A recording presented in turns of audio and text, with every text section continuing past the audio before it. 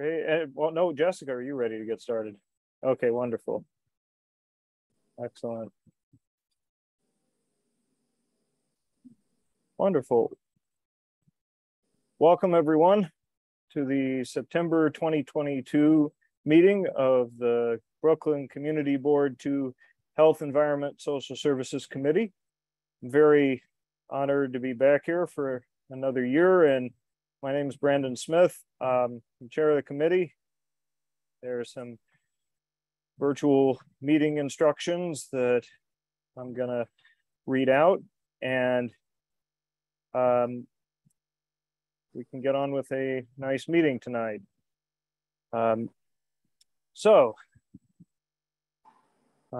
First of all, the meeting is being recorded for public access and archiving in accordance with the New York State Open Meeting Law. It's a practice of Community Board 2 to conduct remote meetings with all committee members' cameras on. Public attendees are also encouraged to leave their cameras on, particularly if you're given the floor to speak. All attendees, please keep your microphone muted when you're not speaking. To maintain an appropriate discussion and voting process, I will make it known when and which topics are open for comment by committee members, board members at large, and the general public. If you have questions that fall outside of public comment time, please type your questions in the chat panel. We address them as time permits. You can also email the district office. We're committed to providing access to all of our neighbors, regardless of physical ability or limitation. If you require accommodation or assistance for full participation, please contact the district office 72 hours before any meeting. I also ask that those speaking or presenting use plain language, speak in a moderate tone, and frequently ask if you're speaking loud enough. If you're presenting, read the title of each slide and describe any slides on any images on the slide, such as photos, graphs, and charts. Just also going to mention, it's our practice here with the HESS committee that we ask everyone in attendance, whether you're a board member, a staff member, a member of the public, or an applicant or an attorney, that we must all treat each other with respect. If anybody is not being respectful, I reserve the right to ask the board office to remove you from the meeting, because we don't have any tolerance for lack of respect on this committee. Now we're going to move ahead with each person introducing themselves. I'd like to first ask my co-chair, Ms. Nicole McKnight, to introduce herself. Good evening, everyone. I'm Nicole McKnight, Vice Chair of the committee and member of the board. Thank you. Ms. Thurston. Hi, I'm Jessica Thurston, Secretary of this committee and Secretary of the full board. Thank you. Let's see, Ms. Cumberbatch. Good evening. My name is Monique Cumberbatch. I am a member of the board and a member of the HESS committee. Thank you. Ms. Anadu. Mute button, sorry, out of practice. Emily Anadu, part of the HESS committee and part of the CB2 board. Happy to be back and see everyone. Great to see you too. Mr. Varela. Hi, everyone. Alejandro Varela, public member. Great. Nice to see you. We're joined by board member and committee chair Betty Flatbush. And I just want to ask if there's anyone else I didn't acknowledge from the committee. Ms. Muller, do you want to introduce yourself? Hi, everyone. It's so nice to see all of your faces again. Welcome back. Taya Miller from the office. I'm the one that emails you. Yeah. Good to see you. Well, thank you, Taya. We're all very grateful for what you're doing, and thank you for coming back for another year with us. I'm now gonna move ahead to see if we can get a motion to approve tonight's agenda. I'll specifically ask if we can make that motion with an amendment to add a brief COVID-19 briefing from Ms. Anadu after the approval of the agenda, and we'll remove the district needs discussion in light of the fact that we're going to have an upcoming general board meeting on the topic. Anybody want to make that motion? Ms. Nadu makes the motion. I second. By negative consent, if you are opposing or abstaining from this motion, please say so now.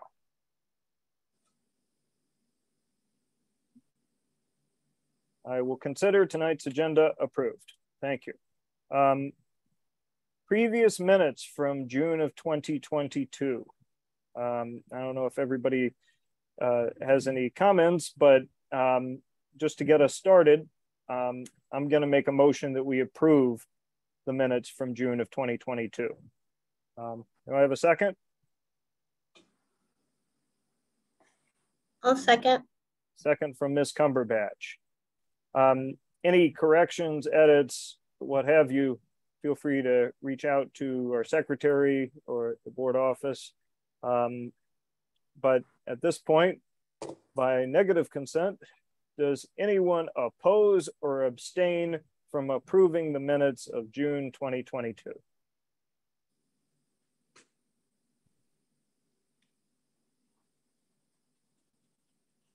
Wonderful. We're going to consider those minutes approved.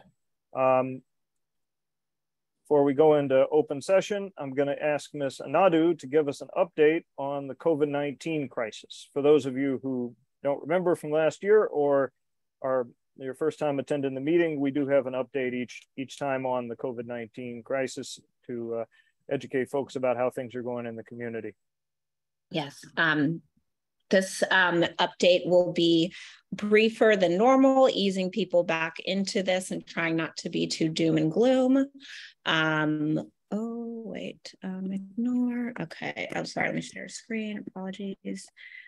Okay. Okay. So looking at just quick update on how we're doing overall as a city. And so for those of you who are unfamiliar with what these numbers typically look like, in March and April, the positivity rate was sub 3%, so under 3%. In June, the last time we did an update, the percent positive rate was 8.5%.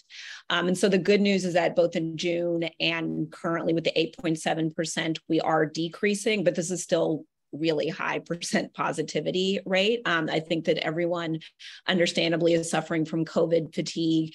And I think also that in the combination of the idea that it doesn't seem to be that bad is making people kind of be less cautious. But again, people are still getting it. People are getting it without symptoms. And that is particularly dangerous for people who are immunocompromised. So COVID is still very, very, very, very much a thing. So, and again, the deaths, while 5 seems like, I don't know, hopefully it doesn't seem small because any death is too much, but this is 5 deaths in the last 7 days. So people are continuing to get COVID and they're continuing to unfortunately succumb to the disease.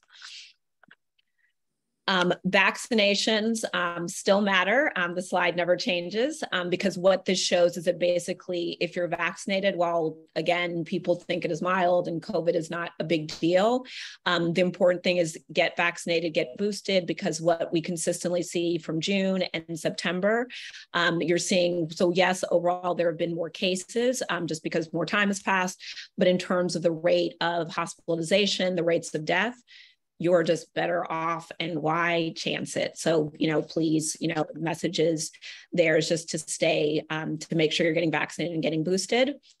When we think about Brooklyn in particular, and apologies, I don't have the data down to our specific board, but just thinking about the Brooklyn overall, we continue to be the least vaccinated borough. This has been unfortunately consistent since we started looking at COVID as part of HESS update. So again, 81% is good, at least 1 dose, but that still means that roughly 1 out of 5 people are walking around not vaccinated. So again, it's good, but we prefer to be in the Manhattan number where basically everyone has gotten at least 1 dose. So last slide I will close on just as a message to everyone. Recently, and this actually started about a week ago, but updated COVID boosters are now available. And so you can go onto ny.gov and the booster finder to find locations. And these are for anyone ages 12 and older. So again, just encouraging people to find out where you can get boosted, even if you've already had one booster. Second boosters are available. So for me, I'm just thinking about this like the flu, and particularly encouraging people to pay attention to this as children are going back into school, because that is definitely when we saw masks coming off in school. That was the last time we saw things start to tick up again. So again, just encouraging people to go out and get vaccinated. And for the next month's update, Brandon, I'm thinking it would be great if we could I'll do an update on monkeypox and polio, just in terms of other things that are starting to enter the consciousness. But please let us know if you have any questions, and this will be available in the folder following the meeting. Thanks so much, Emily. Greatly appreciate it. We'll definitely take that up into consideration for next month in terms of what we chat about, and we'll see what else we have on the agenda. But I don't want to deny we've had these new things that have popped up, and we should be promoting awareness about them. Any questions or comments from any board members, committee members, or members of the public for Emily regarding the COVID-19 update she's given?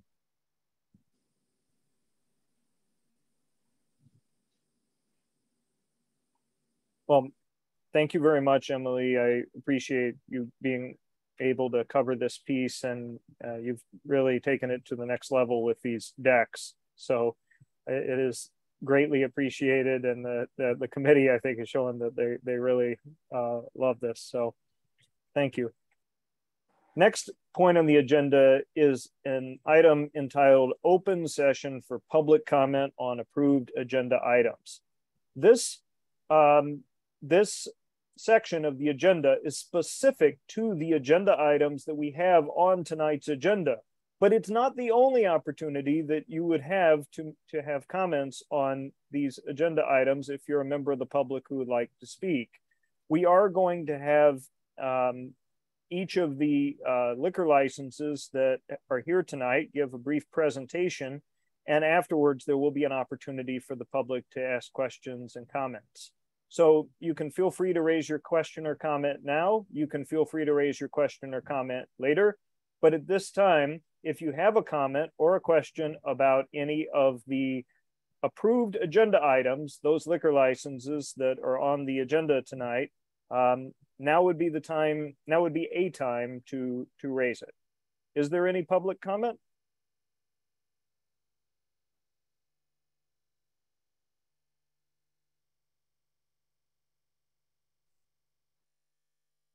All right, I don't hear any, so I'm going to move on now. And if you felt like you might have missed something, you didn't, because we're going to have the chance to have public comments and questions after each liquor license application.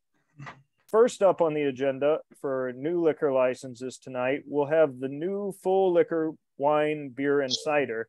And we have 56 Adams, Filomena. Do we have somebody here from that location tonight? Michael Kelly and Anna Castellani. Hello, Michael. Nice to see you. How are you? Again. Good evening, everyone. Hi. Go ahead. We should have the application presented. Great. So what do we got? This is an on-premise liquor license application for Stony Hillside LLC, doing business as Filomena. We're located at 56 Adams Street at the corner of Frost and across from the Manhattan Bridge in a totally commercial building. The owner has operated as Forages with a retail beer license there since 2005. She's now changing to a full-service restaurant, but we'll also have takeout. We'll have 25 tables with 58 seats and a 13-seat bar. There is no outdoor seating. Our hours of operation will be 8 a.m. to 2 a.m., 7 days a week at the latest. We'll see, of course, how busy we get. We'll have at least 15 employees, and like Forages, we'll hire from the immediate area when possible. Anna is currently on 3 on-premise liquor licenses and has well over 20 years experience in the industry. We did submit letters of support, including one from the Dumbo Improvement District, who are very happy to see the owners of Forage's return. And if there are any questions, we're open to them. Great. Thank you very much. I see the letter of support that was received in the packet from Dumbo Improvement District, as well as from some specific individuals in the area. Thank you. Any questions from members of the committee for Mr. Kelly or the applicant?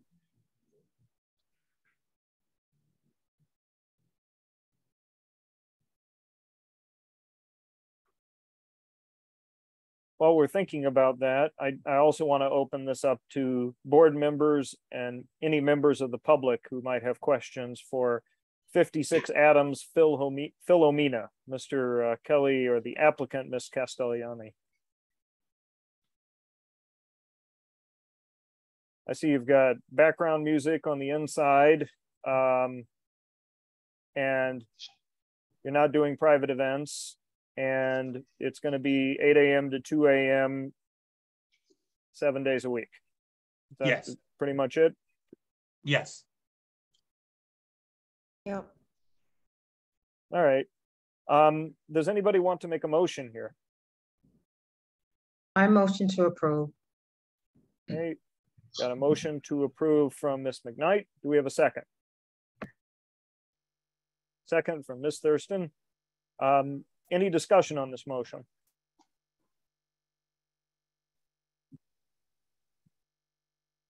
Hearing none. Can I ask just one thing very quickly? Oh, sure. I should have asked this before. Go ahead. I asked this question knowing that I actually like that it's open late. Folks have heard me say a lot. I think it's nice to have activity, eyes on the street. It can be really dark right there. To that end, are you planning on doing any like external lighting or anything like that? Not a requirement, just truly out of curiosity, since you'll be open till 2. Yeah, well, I think, I definitely, I live around the corner. It's a dark corner. So Yeah. our lights will be on, and I think having us lit up. Yeah. Hopefully, if no one steals them, we'll have a lot of plants and lights outside. I think you'll be good. Yeah. So I think that we're going to warm up the corner enormously. So I don't know how many exterior lights we'll have, but those are big windows. Yeah. So you'll have the glow. Great. Thanks. Yeah. Was there anyone else who wanted to discuss or ask a further question?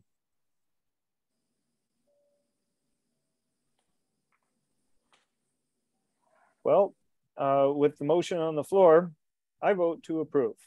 How do you vote, Ms. Thurston? Approve. Okay, Ms. McKnight? Approve. Ms. Anadu? Approve. Ms. Cumberbatch? In favor. And Mr. Varela? In favor. Okay. Thank you. Thank you very much. Good luck, and hope you have a nice evening. Thank Thank you. you. You too. I appreciate it. Brandon, I just want to make sure you know I'm here. It's Lindsay. I would vote to approve as well. Oh, Lindsay, it's so nice to have you. Nice, welcome back. Thanks so much. I'm sorry we didn't introduce you. It's No worries. I'll be on camera in a moment. I apologize. no worries. So you voted to approve that last item? Absolutely. Okay, great.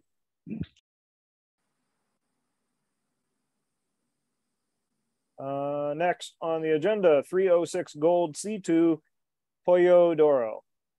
Do we have somebody here from that location? Good evening, everyone. My name is Sandra Live from Team CO Group, the representative. And I see Brianna here as well. Hello. Hi, Brianna. Hi, everyone. I'm Brianna. Should I continue? Absolutely. Thank you. So I would like to start just to give you a little bit of background. This application was previously approved by your board on October 30th of 2020. I did submit a letter, proof of the letter that the board approved this back in 2020.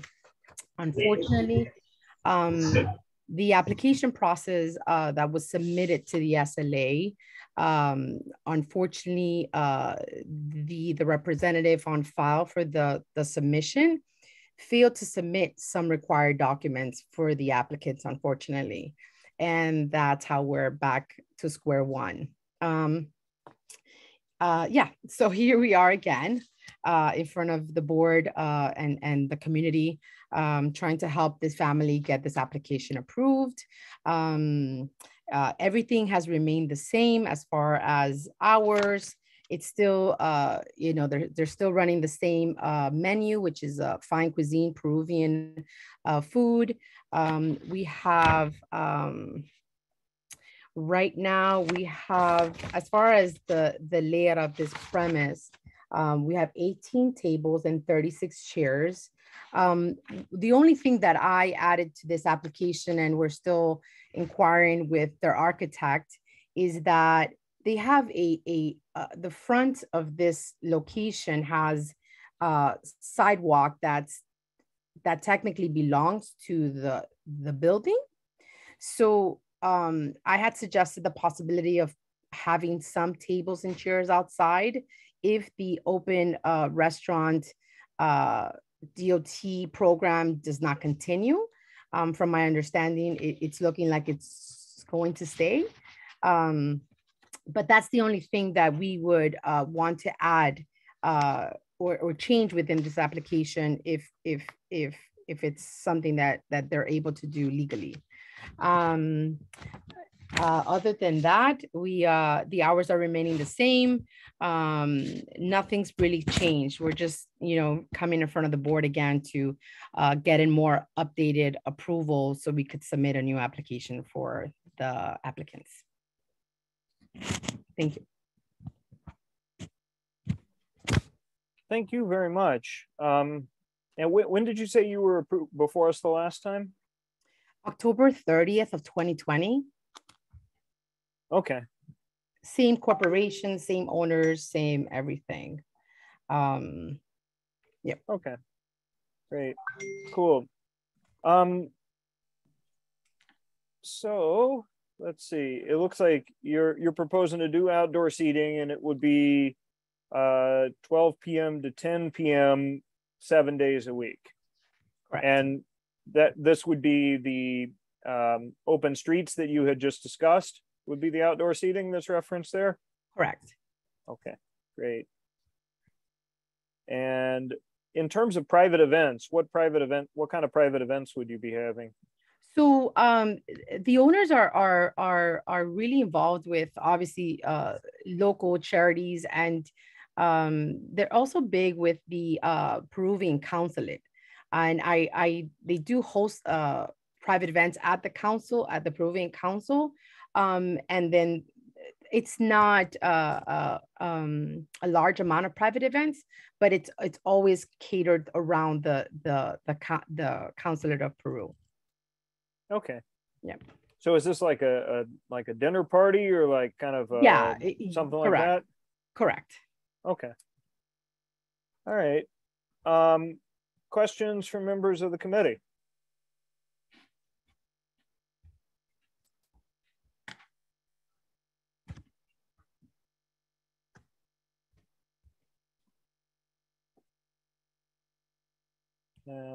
While the committee is thinking, I'm honored to see we have Carolyn Hubbard coming on weary from the board here this evening.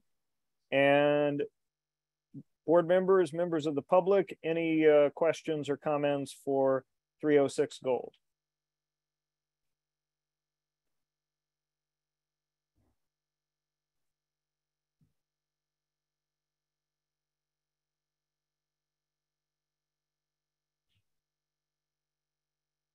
Hearing none, does anyone want to make a motion on 306 Gold? I motion to approve.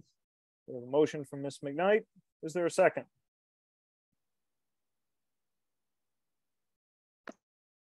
I saw Jessica hand.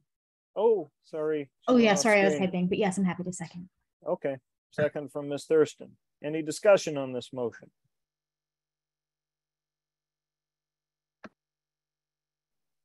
Heard no discussion. I vote in favor of the application. Ms. Thurston, how do you vote? In favor. Ms. McKnight? In favor. Ms. Cumberbatch? In favor. Ms. Nadu? In favor. Mr. Varela? In favor. Ms. Einhorn?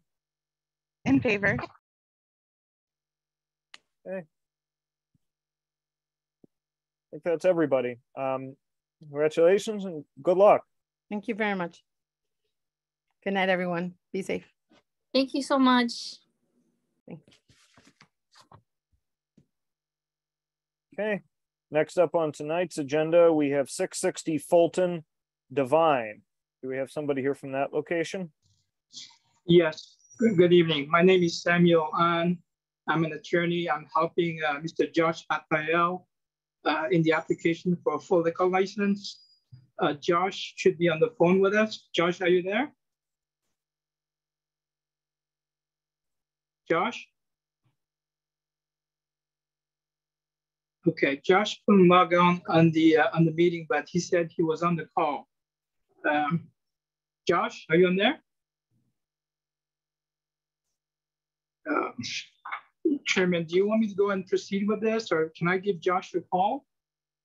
We can come back to you if I think we can see if we can do a different application. It shouldn't be too long. Okay.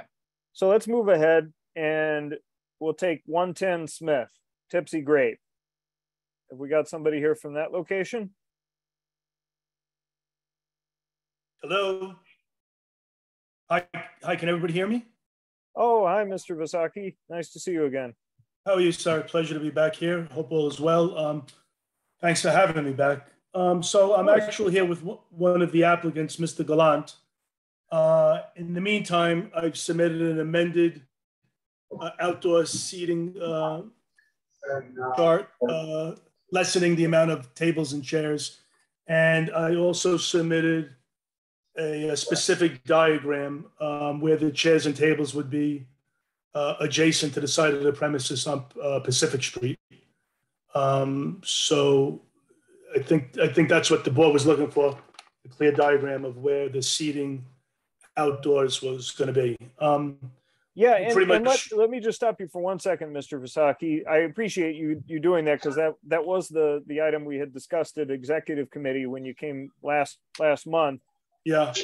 But let's just take a step back for a second because you're in front of the Health, Environment, Social Services Committee. If you could give us kind of an overview of the restaurant and the overall plan. We can definitely talk about the outside seating as a point of that, but I think the committee, not all the members of the committee were at the executive committee meeting last month. So hopefully that would help everyone. Okay, sure. So I'm here representing the Tipsy Grape LLC located at 110 Smith Street. We're applying for beer, wine, and cider. It's basically going to be a quaint lounge. We have 3 applicants. Again, one, Mr. Gallant is here. Not a very large place. Maximum occupancy inside is 66 people. They're going to have 23 tables, 46 seats, 10 at the bar. They have a menu, pretty much a tapas menu with about 10 or 11 items, paninis, different carving board dishes. They're looking to basically be open from about noon or 1 p.m. Till about midnight, and then 3 days a week, only till 1 a.m. They will have some private events. Music is basically going to be background music recorded with some live acoustic music as well, playing some jazz. They're looking to get the feeling of more of a homey lounge in essence. And with that, on the outside, they are going to apply for a roadway cafe permit with the New York City DOT open restaurant program. And then my client here, Mr. Gallant, read up on all the rules that it have to be in accordance with. And what else can I say? It's kind of a straightforward, nice little application. It's going to be a beautiful place. If you have any specific questions, Sure. I could either take them or Mr. Gallant is here and he would probably know more specifically as to what's going on. Obviously, no music outside.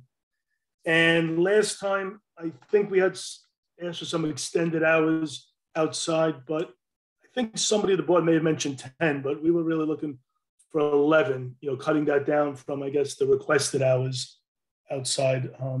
But other than that, I don't really have much. And then we did get 2 pages of a petition signed, wanting the place over there. And I don't know. I'll take some questions. What was the number of tables and chairs outside again? Like what is our? Yeah, it's right on the. Yeah, if you want to just take a peek at the diagram, adjacent, not on Smith Street, just on the side of Pacific Street, about 16 feet from the crosswalk. Obviously within the rules, there would be 20 tables with 40 chairs, just running right along the street side of Pacific Street. Okay. Yeah. So that's what you're proposing is 20 tables with 40 chairs, and yeah, it goes from where it's allowed just to the end of the premises. Okay. And just so I can exhaust my questions, what kind of private events are you going to be having at this location? That's something you'd have to speak to Mr. Gallant about. I don't know. It's basically Mr. Gallant and his partner, the 2 attorneys, pretty much well known in the Brooklyn real estate market, and one of their paralegals. So they would. You'd have to really ask Mr. Gallant about what kind of private events. Is he here tonight? Yes, Mr. Gallant is here. Yes, I'm Great. Here. So yeah, I can speak to the private events. So it's going to be a wine bar. So we want the option of doing wine tastings at the bar. So that's why we listed the private events. Okay. Thank you. I'm now going to ask if the committee members have questions. I see Ms. Thurston has her hand up. Ms. Thurston, take it away. Thank you. A few quick questions. To clarify, are you seeking 20 tables with 40 seats under the open restaurants program, or do you have the rights to this part of the sidewalk through the building itself? That's my first question. So it's going to be on the street. So we're seeking a roadway cafe. So we would need to get approval from DOT. So I'm going to kind of re-ask the same question. There's a cap on the number of tables and chairs through the open restaurants program. So are you seeking a DOT permit outside of the open restaurants program for these 20 tables? No, we would have what's allowed based on the DOT rules. Through the open restaurants program, you mean? Yes, through the open restaurant program. Okay, I think this is way more than is allowed. So it's difficult to review your application without that clarity. The second question that I have is about your experience or anyone's experience running a jazz bar or any sort of bar or club that's involved in the project. So it would be more of a wine bar, and none of the owners have experience with prior restaurant ownership, but we would hire a manager who would be there day to day managing the activities. Okay, and then my third question, sorry, Brandon, my third and final question is just, I'm unclear from what your representative has said. Are you seeking an 11 p.m. outdoor closing time? And if so, I would please suggest that you amend your application as such. But is that what you're indeed seeking? And would that be for every night? Because that's different than what it says here. Yes, I believe the last time. It's up to you. So I need you to answer that now, if you don't mind. Yeah, so we would, I think the board suggested 10 p.m. last time. So we would amend it to 10 p.m. as per the board's suggestion. Oh, okay, 10 p.m. Okay, great. I'll note that. Thank you. I'm finally done with my questions. Thank you, Ms. Thurston. Any other committee members have questions for the applicant?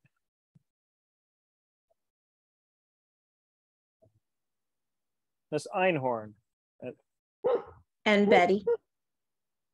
So I just want to be clear though, based on Ms. Thurston's questions, do they want to amend the application before we continue, or should we continue to ask questions?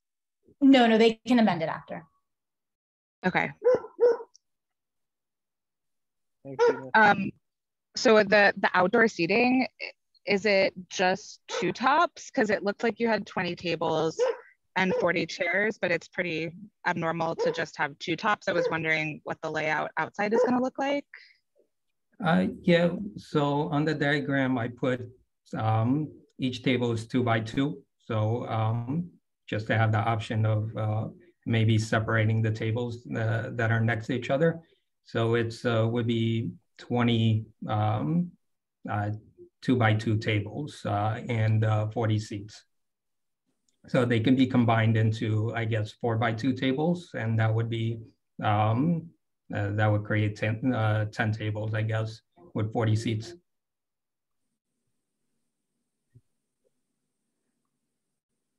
Okay. Can I just ask what kind of conversations have been had with the neighbors, including the neighbors upstairs of this building? I saw the petition signatures have, just looking at them, there are addresses on like Skank Avenue. It looks like an address in Inwood and Staten Island. And yeah, can I just initially the first page was in fact people that were not in the immediate adjacent area, and then when I had a follow-up conversation, I believe the other pages that I submitted was more in tune with the immediate area. Okay, so what kind of conversations have been had with the immediately adjacent neighbors, the folks upstairs and nearby to this location? I just note that because you're going to be playing amplified music indoors until 1 a.m. on weekends and midnight during the week. We did get petition signatures from people around the area, so houses around the area, but we didn't specifically speak to the residents in the building. We just had a discussion with the landlord, and he wanted to be satisfied that the music wouldn't disturb the residents. And we spoke to the contractor working on the location, and the walls of the building are concrete walls and there's a low ceiling. So the contractor believes that there would be enough sound insulation to not disturb the neighbors upstairs.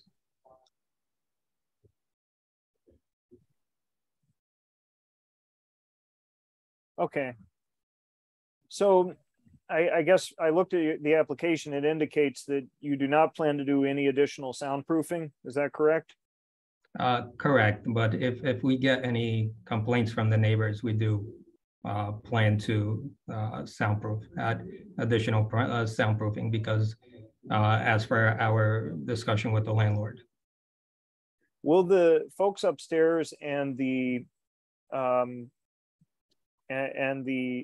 I guess via the landlord or through someone reaching out to them have access to a number and a person to call in the event that there is noise or disturbance coming from this location?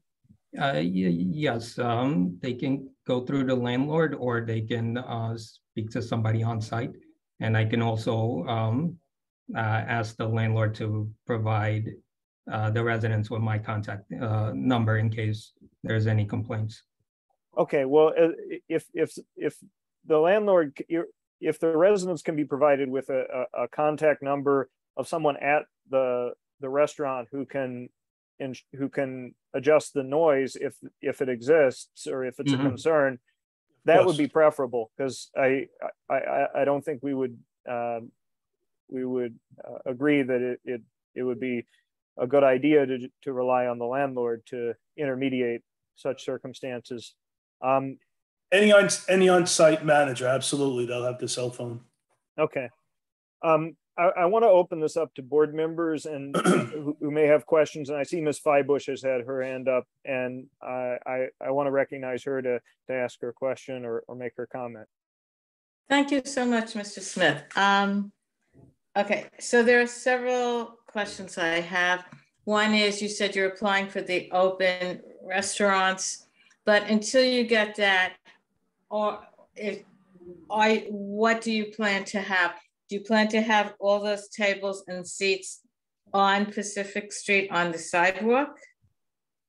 Not on the sidewalk. There's not going to be any tables or chairs on the sidewalk. We would be applying for a roadway cafe. So if you didn't get it, or if it took a long time to get that approval, you wouldn't be having seating on the street. Now, we talked about Pacific Street, which is narrow, and a lot of people are walking by. What about Smith Street? That's where the entrance to the establishment is. I don't remember if there is like a basement, like going down, where people are coming up and down, and where there could be a problem with there's no basement there. Just the front door is the only access to the premises. So there's no basement. Okay, so do you plan to have any tables or seats on Smith Street? No, no tables or chairs on the sidewalk. Okay, and adjacent to the building on Pacific Street going toward Borum, there's about a 6-story residential building that could be affected by potential noise. Have you reached out to those residents, to the building or the building manager in some way? Because that's right there. I haven't spoken to the residents. I did speak to the landlord of the building, who actually helped us remove a fence on our property. And he was supportive of us opening a wine bar, but I can also provide him with the contact information of a manager on site, so that his residents can have somebody to call in case the noise levels are too loud. Thank you.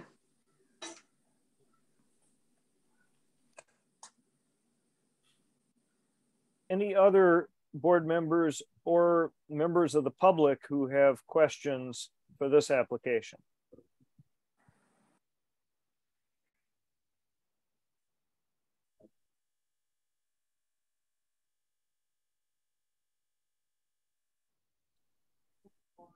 All right.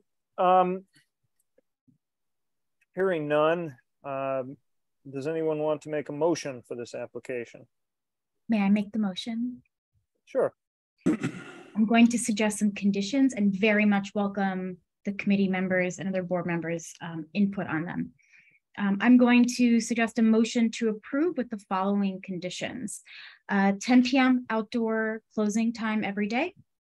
Additional soundproofing with the plans for that soundproofing submitted to the board office before business can begin. And a community meeting held with the residents in the building, as well as other nearby residents, the offer extended to the nearby community, with the general manager and any other managers that will operate on site before any business can begin. And that declare to the applicants any conditions we approve that goes in your license. Okay. So that's my motion. Is there a second on Ms. Thurston's motion? Can I answer a question, please? Usagi, no. We can chat about that in a second. But okay, sure. For right now, we're in the middle of a committee motion. I second. Second from Ms. Anadu. All right. I'm sorry. Can we just add one other condition that in addition to the meeting, there's just general outreach to the residents since Sure. that hasn't been Yeah. done? I'm fine with that. All right. So let's try to summarize what we've got here in terms of the conditions. First condition is that the applicant close the outdoor seating at 10 p.m. 7 days a week. I think the applicant had said that they were okay with that condition and that they would do that. Is that correct, Mr. Usagi? Yes, he did. Okay, great. The next condition is in regards to the additional soundproofing. I guess my question for the applicants are, are you agreeable to getting additional soundproofing? Yes, we can agree to that. Okay, great. The next condition was to have a meeting. Ms. Thurston, could you summarize exactly what the community meeting that you proposed would include? Oh, yes. So what I've written is community meeting to be held with residents of the building and with other nearby residents, as well as outreach done to the local community before any business can begin, to include at least the general manager and any other managers on site, to invite feedback from community members. And that could include folks suggesting different hours, time for different configurations of the outdoor seating and that sort of stuff. And we would need then proof of that meeting happening before you could operate.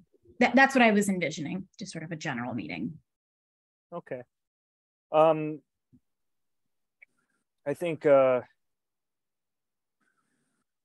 operationally, and Ms. Muller, correct me what your understanding of this would be.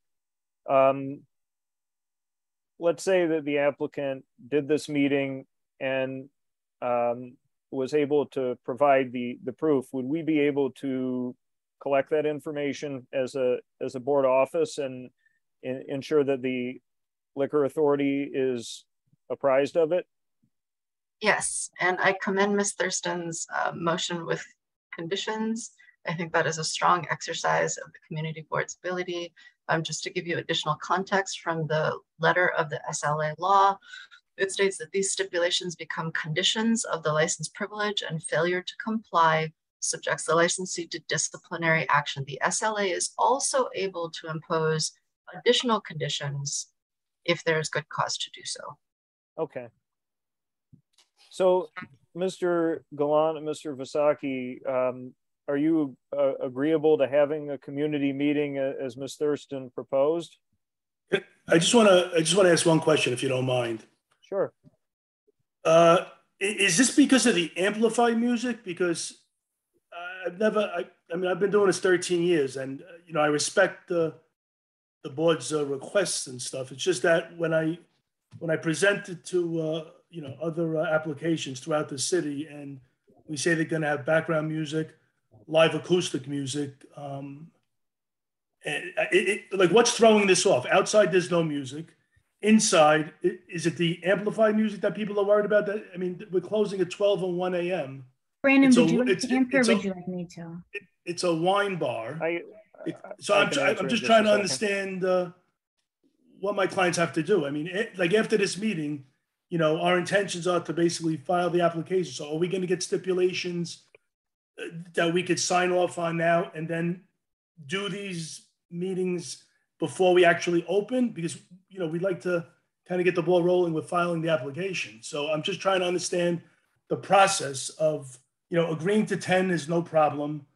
The soundproofing, if all the walls are cement, maybe I didn't even ask my client this, but maybe he doesn't need amplified music. So would you be concerned or worried about background music and maybe a guitarist or maybe a pianist? Maybe, you know what I mean? I'm just really not understanding it.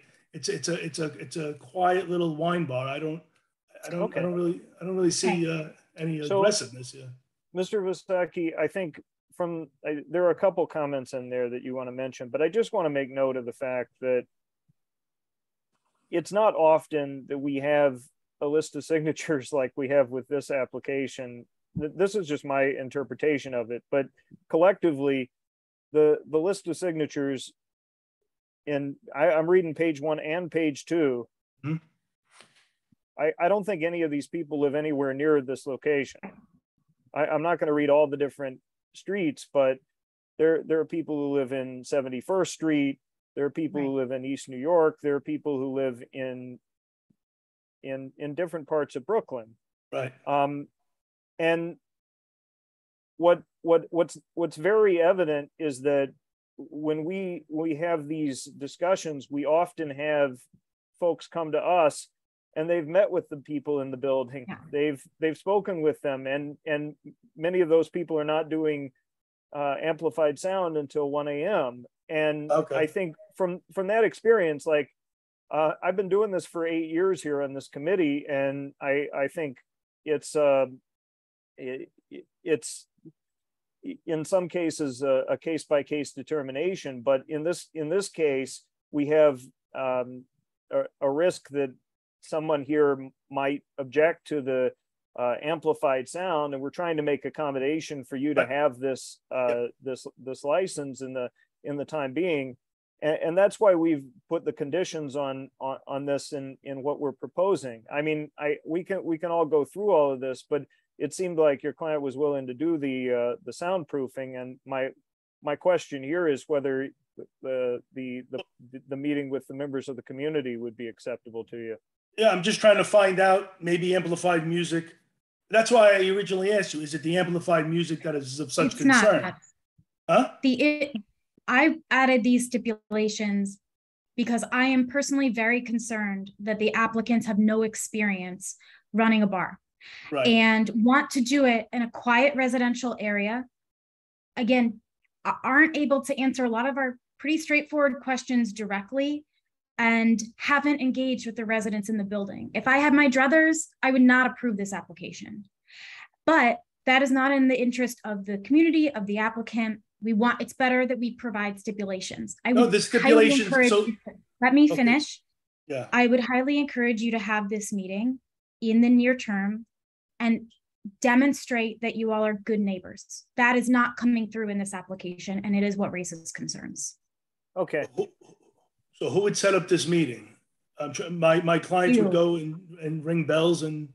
Well, here's what I would suggest to you. One, I would ask the landlord to get in touch with each of the members of the building, and I would find a way to reach out to nearby buildings, and particularly any buildings within, I wouldn't say specifically, but within about 500 feet radius of this building, and ensure that those buildings were contacted, and make sure that there's evidence that those buildings were contacted. And if you can provide proof that you've done this, then and that there was the opportunity for folks to come and meet with you and express their concerns, then that's all that this condition would include. Okay. Okay. So, okay. What other conditions? Were there any other conditions, Ms. Thurston? No, there were no other conditions. Okay, so that was the 3 conditions: 10 p.m. outdoor, additional soundproofing, and then meeting with residents of the adjacent buildings with the managers to make sure that everybody understands the project that's going on, to exchange phone numbers, and that they will be in support of my client's new business. As well as this building too. Yes, of course. Yeah.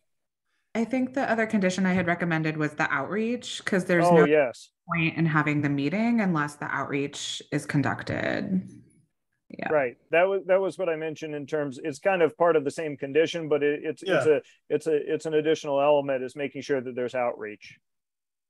Right. And this would all, okay, so this would be conditions with the standard stipulation, which would at least in the meantime enable us to file the application. And then between the filing of the application now until we actually open the doors, we'll get that done, correct? Until you start operating, yeah. Before you start Yeah. operating, if you can do that, yes. Oh yeah, no, that's fine. I just didn't want any more delay. I'm sure Mr. Gallant, I'll have a meeting with him. I'll tell him exactly what's expected. We'll review this video again, and we'll handle those things accordingly to your satisfaction. Yes, before we open up to the public. Great. All right. Now, to sort of reset everybody's minds, we have a motion that is on the table with the conditions that have been provided. Is there any further discussion on the motion from the members of the committee?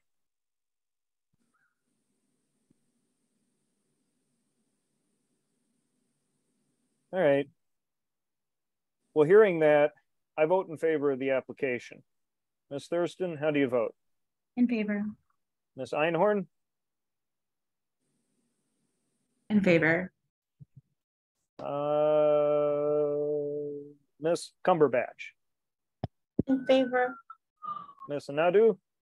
In favor. Mr. Grella? In favor. Ms. McKnight? In favor.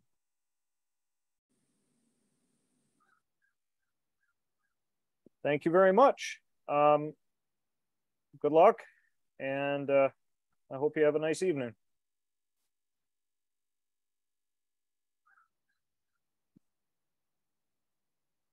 Next up on our agenda tonight, we've got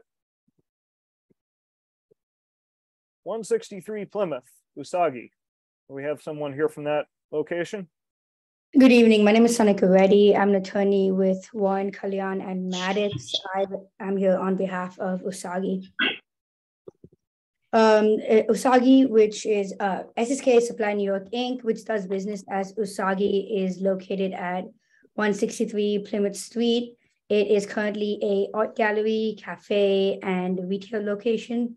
They are planning to stay open from 9 to 5 p.m. from Monday to Wednesday, and 9 to 10 p.m. from Thursday to Sunday. They plan on having low background music. They don't plan on having private events. They currently serve Japanese food as a part of their menu. They have 15 tables indoor with 32 seats indoor, no outdoor seating at all. They also have letters in support from the Brooklyn, I'm sorry, the Dumbo Improvement District, the Dumbo Film Festival, and from Red Beard Bikes, which is a couple of blocks away from Usagi.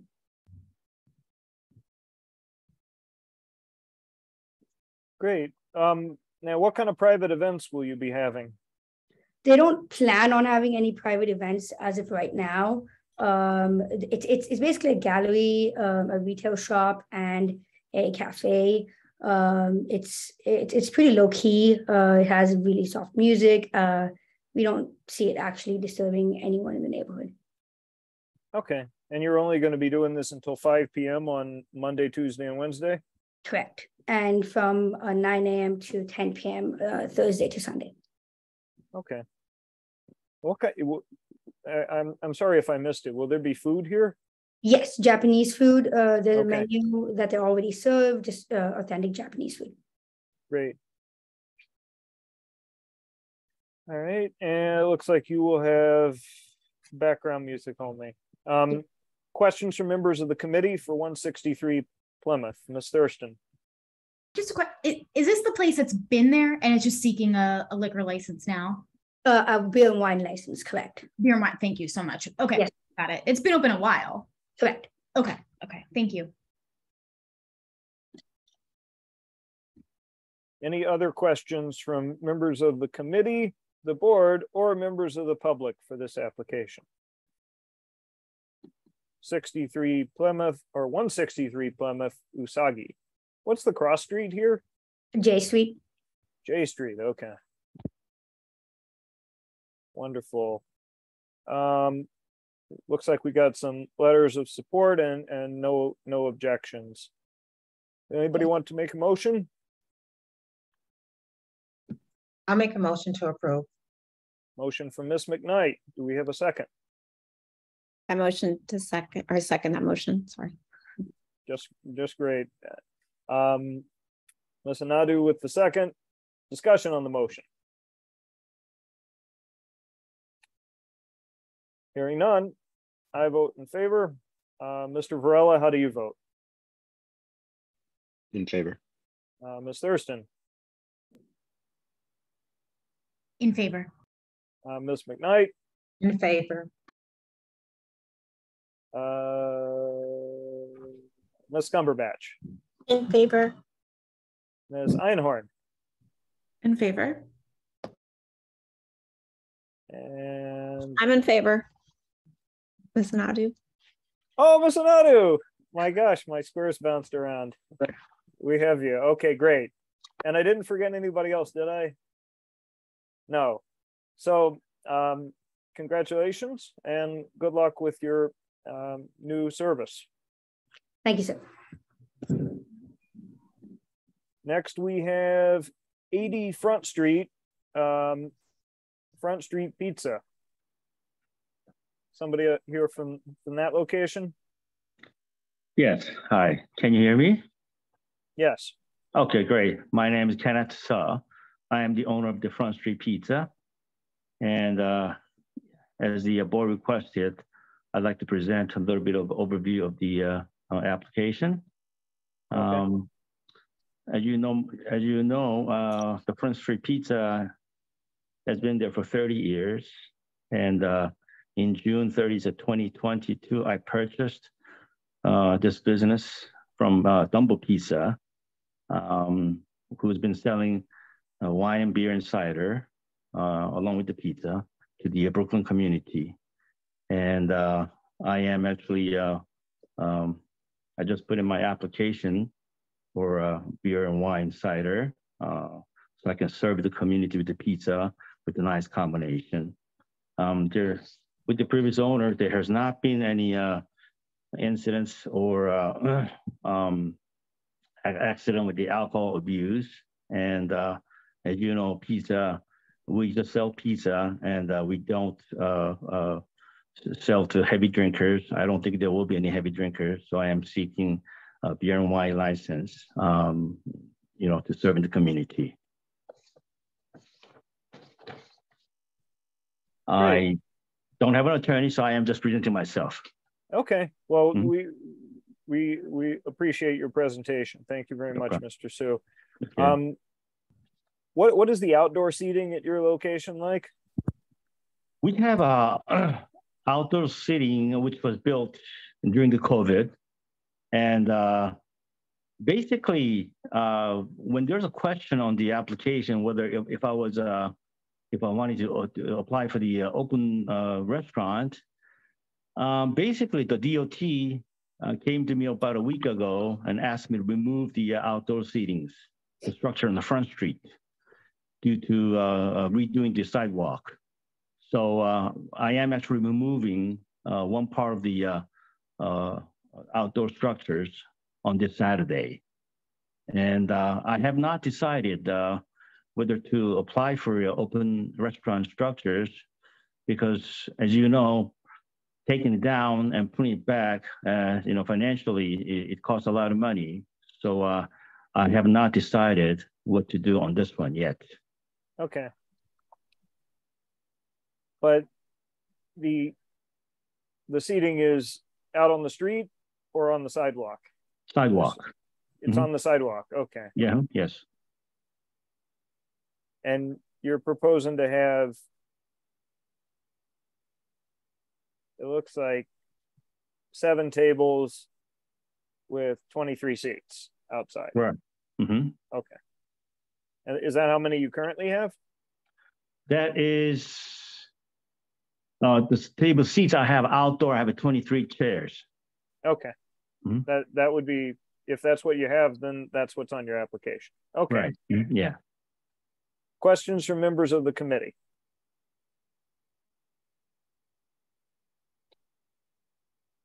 80 Front Street in Dumbo. Sorry, I have a question. Ms. Anadu. Thank you so much for your presentation, Mr. Sue. You mentioned that you purchased a business. Congratulations on that. Has there been any interruption in service, or is this basically changing ownership? Just a change of ownership. Okay, so the location hasn't been interrupted. It's not, okay. Thank you for not that. At all, yes. Mm-hmm. Okay. Any other questions from board members or members of the public for 80 Front Street Pizza?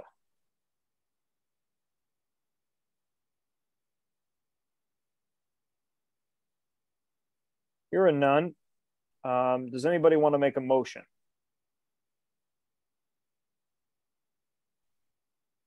Ms. Nadu. I motion to approve this application. Okay. Do we have a second from Mr. Varela? Any discussion on the motion? Hearing none. I vote in favor. Ms. Cumberbatch, how do you vote? In favor. Ms. Einhorn? In favor. Ms. Anadu? In favor. Mr. Varela? In favor. Ms. Thurston? In favor. Ms. McKnight? Yes. And I think I got you, Ms. Einhorn. If I didn't, you're good. Okay. Congratulations, Mr. Sue, and good luck with your service. Thank you very much. Have a good night. All right. I am advised that our liquor license that we moved on from before, 660 Fulton Divine, might be back in the room. If we can flip back to that one, let's see if we can discuss it. Good evening. My name is Samuel An. I'm the attorney for Mr. Josh Patel, and he's the owner of Divine Food Entertainment LLC. He wants to open a restaurant focused with bakery items from Italy, and the name is Angelina's. This is not a franchise yet, but it's a licensing agreement where they have a location in Manhattan. Angelina's is located at 1675 Broadway in New York City and 575 8th Avenue. And Josh is going to be styling his restaurant based on that operation. The space of the premises is 2 floors with a rooftop, and there's a small basement. It's about 3,000 square feet total.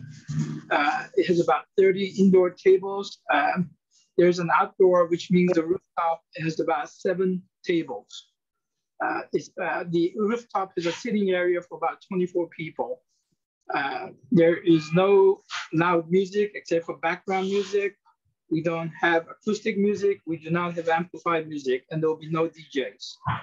The hours are from 7 o'clock in the morning to on Friday, Saturday, and Sundays. We have our request is 2 a.m. And then Monday to Thursdays is 10 p.m. Mr. Patel has no prior experience in running a restaurant like this. However, because of the support from Angelina's in Manhattan, he will get a lot of operational help. And he will also have a full-time manager there. And I've submitted the plans and the layout of the premises to the board.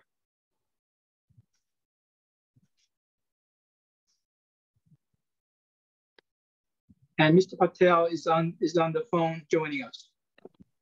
Yes, great, great. I guess the first thing I want to ask is the outdoor seating. Are you referring to the location on the roof of the building as the outdoor seating, or is it located anywhere else, like the sidewalk or the street or we're talking about the outdoor, the roof. So okay, so it's on the roof of the building. All right. Now, 2 a.m. is a little late to have outdoor seating generally, but I note your application says that there are no residents living above, below, or adjacent on either side or behind this building. Is that correct? You know, I'm looking at the picture on Google Map, and I noticed that there is next door a restaurant, Denny's Restaurant and Bar, and I see apartment buildings next door. So that may be an error. I see air conditioning, picture of air conditioners and stuff like that. So that must be an apartment. So yeah, there's that was kind of why I asked the question. I'm sorry. I apologize. I didn't take note of that. There's no apartments above, to the right of it, and on the left, I note the apartment. I see a 3-story apartment with a bar downstairs. Okay. So, as you've discovered this, I don't know if the applicant is on the line, but has there been any outreach to the residents in that building? It seems like they'd be right next to the rooftop where you'd be proposing to operate until 2 a.m. We did not make any outreach because we thought that our music will be background music, no loud music. We don't anticipate the rooftop to be open. The restaurant will be open, but we don't anticipate the rooftop to be open until 2 a.m. Josh? Okay. That is correct. Josh? Yeah. So, okay. So what time is the rooftop going to close? You know, this is a new project for us, and we don't have any specific plans. Depends on the clientele, I don't know how popular it will be. This is a big investment for Mr. Patel in buying the building, as well as investing a lot of money for Angelina's Bakery, Italian food. So if there's a lot of demand, and you know, we'd like to open as late as possible, but I think we can be open to limiting the hours for the rooftop. Okay. Well, we'll see what the committee thinks about this, but Ms. Mueller has added to the chat that the restaurant next door has outdoor seating approved until 11 p.m. And that might be a little bit more consistent with how outdoor seating has worked in our experience. Questions from members of the committee?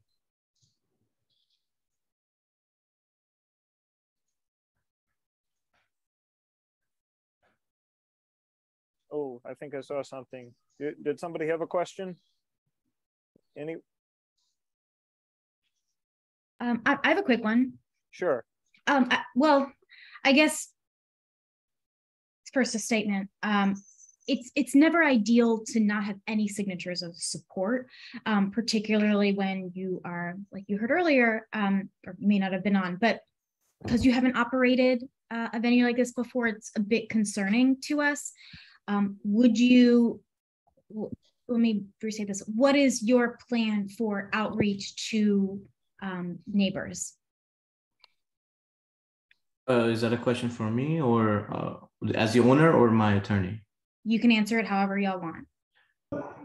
I just want to correct one thing. I think my lawyer doesn't know that I actually own restaurants, maybe not in America. I own a few restaurants and bar overseas with my wife. So I do have background in this. But besides that, what I want to tell you is like I said, there's a bar right next, and you guys already know there's a bar right next door to us. And this location used to be a bar, and it was called Frank's Cocktail Lounge before. So we haven't heard or gotten any complaints about the previous or with the new business that we're going to open. We didn't hear anybody complaining about anything yet.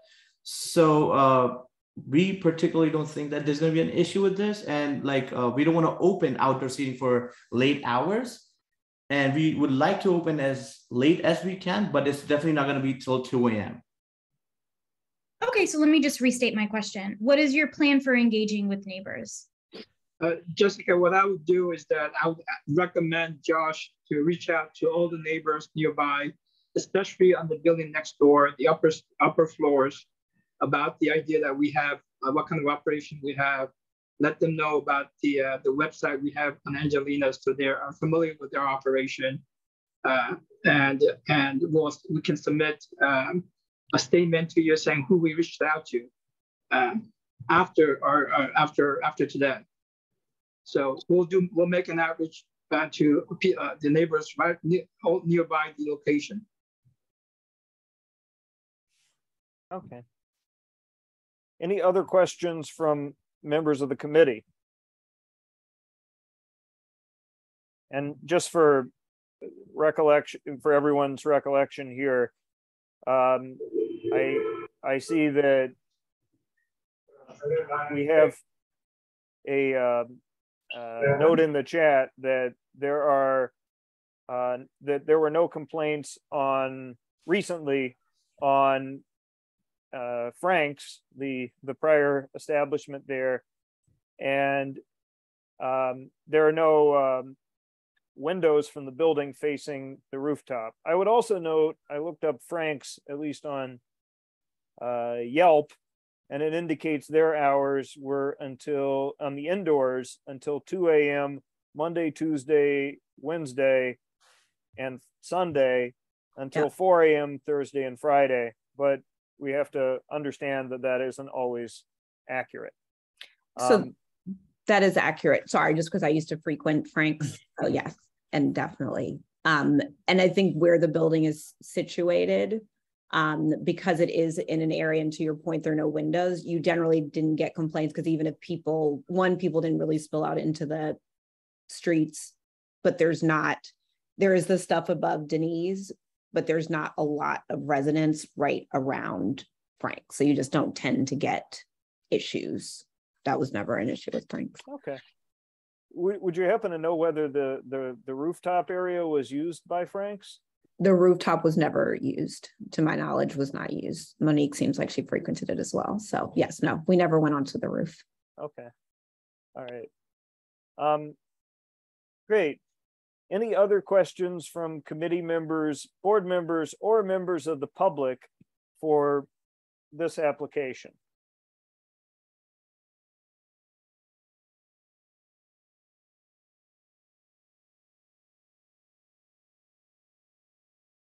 Hearing none, I'll ask if anyone would like to make a motion on this application.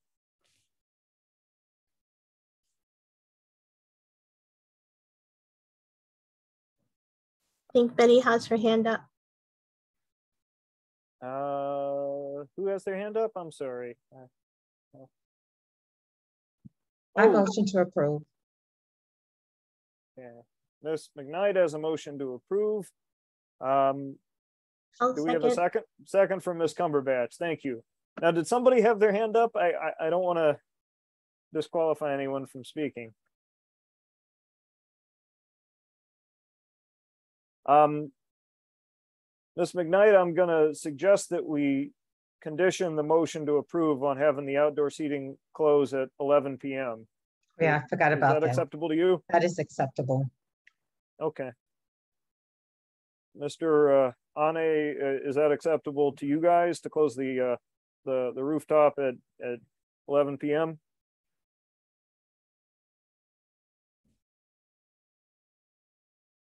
If you're there, Mr. An, you're on mute. Josh, 11 o'clock rooftop closing. Is that okay with you? It's a huge investment. I would have liked to open till midnight if possible. If you guys agree on that. It's a fine luxury restaurant, and right after COVID, it's a huge investment that we're playing with over here. So if I could get you guys approval till midnight, I would appreciate that. Okay, well, we can discuss that, but I think, part of the reasoning here is that we don't have any evidence that you've reached out to the members of to the folks who live in the building next to you. And since Frank's Cocktail Lounge was not using the rooftop before, these folks are going to experience a rooftop with patrons, maybe not music, but patrons create noise, and that's it's going to be to a bit of a later hour than what Frank's was using their outdoor seating, which albeit was not on the rooftop, but that's kind of part of the story here. But we can discuss it, and I understand what you're requesting. I would also ask Ms. McKnight, and I'll get to your comment in a second, Ms. Einhorn. Could we also add a condition to the motion that the applicant reach out to the next door building and provide some evidence that they've engaged with that building and the residents to get their feedback on the establishment? Yes, I agree to that. Okay. Ms. Einhorn, did you have a question or a comment? You just took care of it. I was hoping to make the outreach a condition. Okay, wonderful. Folks on the committee, I just wanted to note that our condition was for having the applicant close at 11 p.m. on the rooftop. The applicants asked if we could close it at 12 midnight on the rooftop. And I think on the one hand, we've got a condition that they're going to reach out to the applicants of to the residents of the next door building. But on the other hand, the other location was using its outdoor seating until 11 p.m. And the reasoning I had made that point was so that we could be consistent in that regard. Any other thoughts on this, or what our approach to the motion should be from the committee?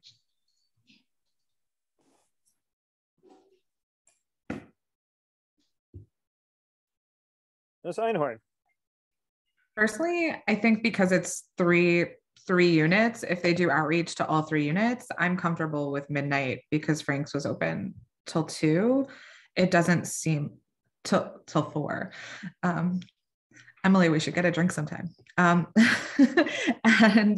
I honestly think that's doing our due diligence, as long as the neighbors are the outreach done too. Okay. Does anyone have a different view here? If everybody could go on mute, please. Thank you. Anyone on the committee have a different view? I'd be open to amending it to midnight. I think with all of these things considered.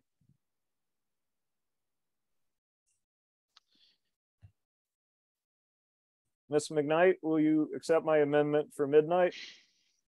I accept it. Great. Any other discussion before we vote on this motion? Hearing none. Wait, Mr. sorry. Varela, go ahead. I'm so on the fence about this. I do believe that within community, there are micro communities, to Lindsay's point, and I think not just the outreach, but if there was buy-in from everyone next door, that is essential, because it sets a bad precedent to jump from 10 a.m. on Smith Street to midnight next door, open windows on Fulton. And I just want to acknowledge that we don't usually do midnight.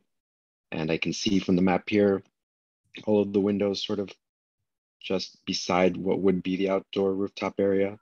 So yes, outreach, but also buy-in, I think, is essential. Okay, and maybe you could help me understand, are you proposing we have an additional condition for the motion, or maybe am I? The original condition was just to reach out to everyone in the building next door, or was it to hold a community meeting?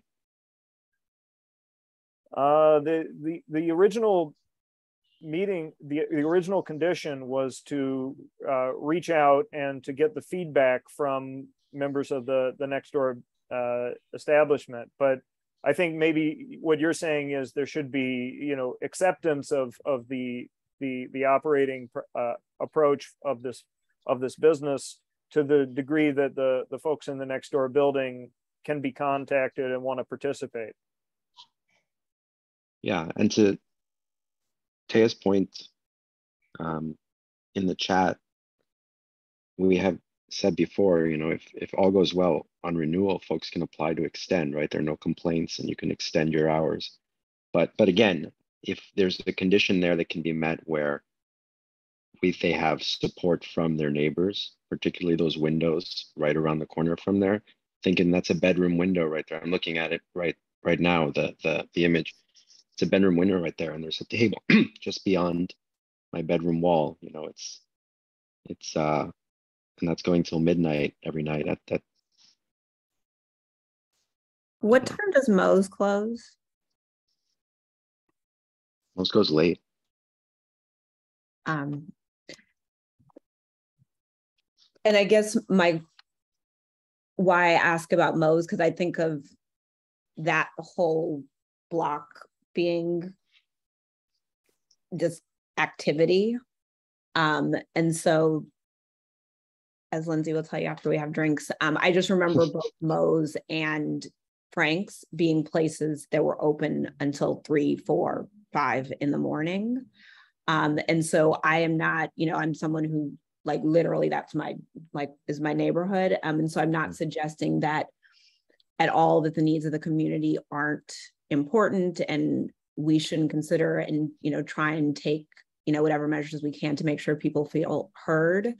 But I think for me, just, and not suggesting that you're not or anyone else isn't, but just as a longtime resident, I think I get, I want to be careful about doing things that feel so completely different from what we were as like what this neighborhood was. And especially because to my knowledge, like Frank's wasn't somewhere that was like a bastion of like police activity or complaints. And I understand this is not Frank's, but so for me, it feels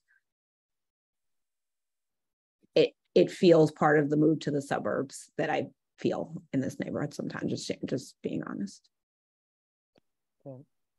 But may I just say something, if it's okay? In just a second. I don't normally see this, but I would be open to hear Ms. Hubbard Cumming and Weary's thoughts at this point, as she is a board member. Ms. Hubbard Cumming and Weary, did you want to make a comment here? Yes, thank you. I'm very familiar with the location when it was Frank's Lounge, having been a customer there. Even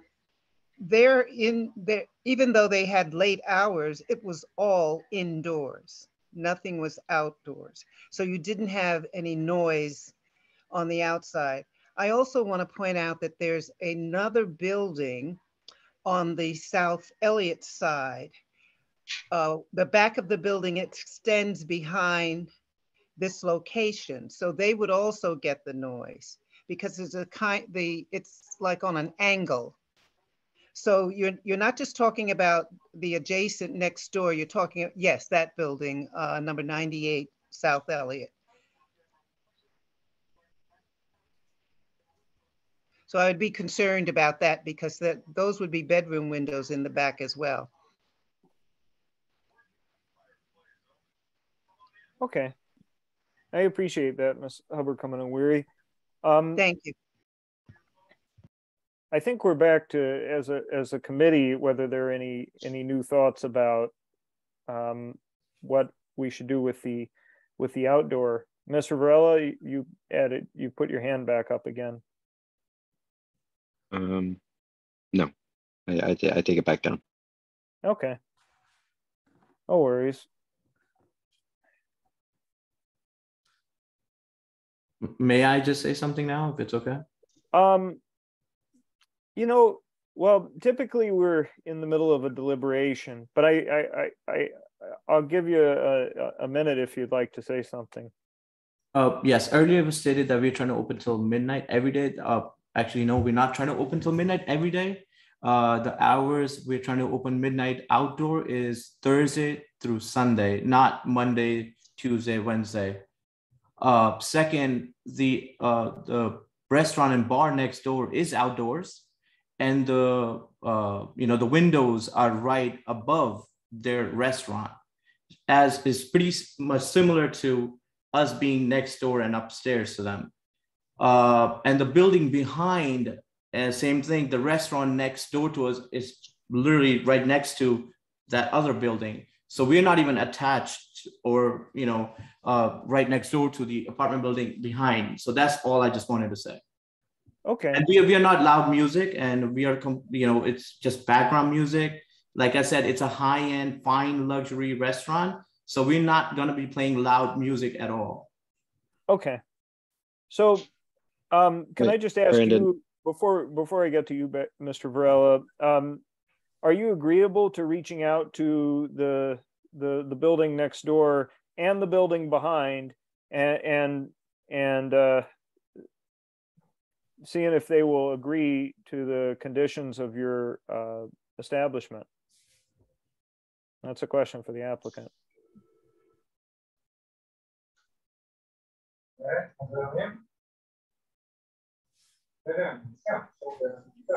Is the applicant still on the call here? Yes, I'm here. So the question was for you, whether you agree to reach out and if and provide us a proof that you've done that and that the folks in the building next door and the building behind you agreed to the conditions of your outdoor. I mean, we don't mind reaching out to them. Absolutely. Right, and making sure that they are okay with your service. That's part of it too. Okay. All right. Now, Mr. Varela, I thought you may have had your hand up. Did you want to say something else? again, I think maybe this is more of a HESS issue and not an applicant specific to this applicant, so I'll reserve for later. Okay. Happy to do that. Did anybody else want it? The motion currently is, and Ms. McKnight, feel free to correct me if I'm wrong, that the applicant will close the upstairs area at 12 midnight. And to the applicant, is that 7 days a week, or is that you said Monday to Wednesday? What time would you close it then? Are you I think it's stated on the information that we submit. I believe it says 10 o'clock. You are correct. Yes. 10 o'clock. So 10 o'clock Monday through Wednesday, and midnight on Friday, Saturday, and Sunday. Additionally, the applicant would be reaching out and getting the acceptance from the building next door and the building behind residents for this outdoor service, and that would be those would be the conditions on the motion. Is that okay with you and Ms. McKnight? Yes, that's fine with me. Okay. Chairman, just clarification. Did you say Monday to Thursday or Monday to Wednesday for 10 o'clock? All right, let me make sure that we're. I think it's Monday through Wednesday. No, it's Monday through Thursday. It is? Yeah, Okay. I'm looking at the application. It says Monday through Thursday. Yeah, I'm sorry. Maybe I said Wednesday. Yeah, my apologies. It's Monday to Thursday at 10 o'clock. Yes. Okay, great. Does anybody want to make any further changes to the motion?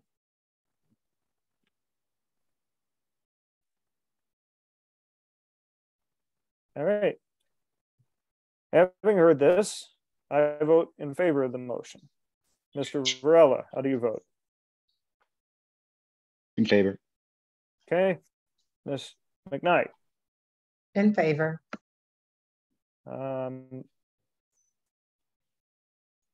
Ms. Cumberbatch? In favor. Ms. Nadu? In favor. Ms. Thurston? In favor. Ms. Einhorn?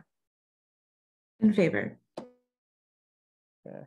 Hopefully I didn't miss anybody. All right. Thank you very much. Congratulations and good luck. Thank you. All right. Back to the beer and wine. We've got two more. 523 Fulton Smashburger. Do we have somebody here from that location? Yes. Hello. Good evening. My name is Terrence Flynn. I'm the attorney for Smashburger. Smashburger is a casual restaurant that's at 523 Fulton Street. They have 5 tables inside with 14 seats and 1 counter with 7 seats for a total of 21 seats inside. They're open from 10 a.m. to 10 p.m. 7 days a week. They have background music only. There is no outdoor area, no live music, no DJ, no dancing, no promoters, no private events. The total occupancy of the premise is 37 people. They'll have 25 employees where they will seek to fill that from members of the community first. They have experience in that there are 19 other Smashburger restaurants in New York. The listing was provided as part of the application. And I will answer any other questions that we have. I believe we also have Mr. Earthman on the line from Smashburger. Yes, ma'am. Great, thank you. Questions from members of the committee?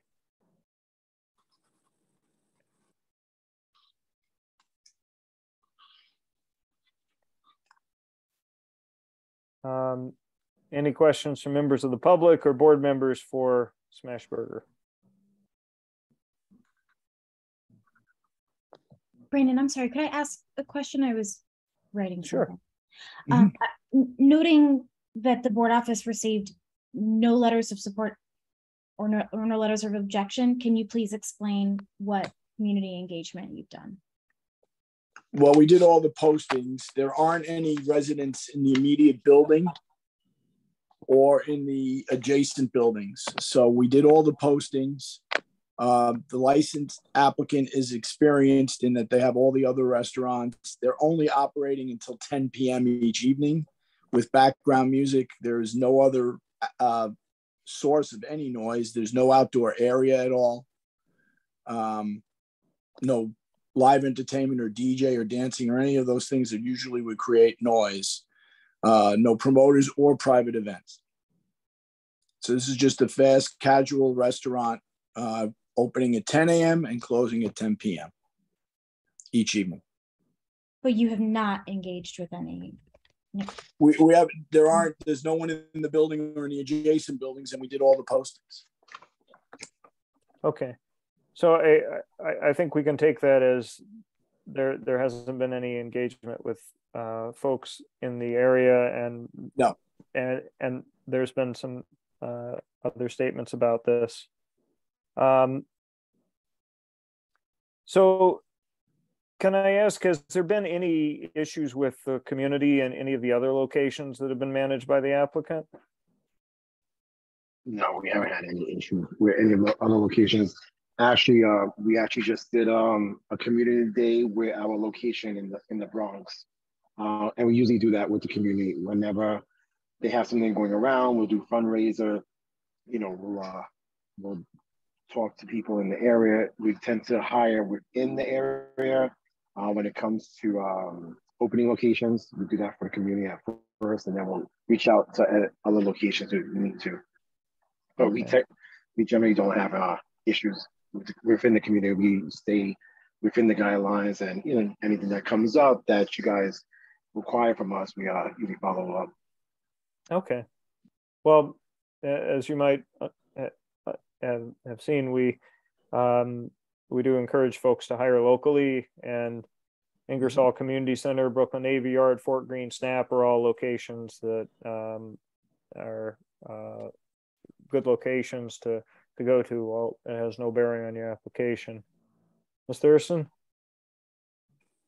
Yes, just an ask of the applicant to please amend your application under the operating hours. You included the operating, what I'm assuming is revenue, which yes. is impressive but irrelevant here. So please complete that table and submit it. I will submit it tomorrow morning to you. Thanks. You're very welcome. All right. Any other questions from any members of the public, board members, committee members? Hearing none, does anyone want to make a motion for this application?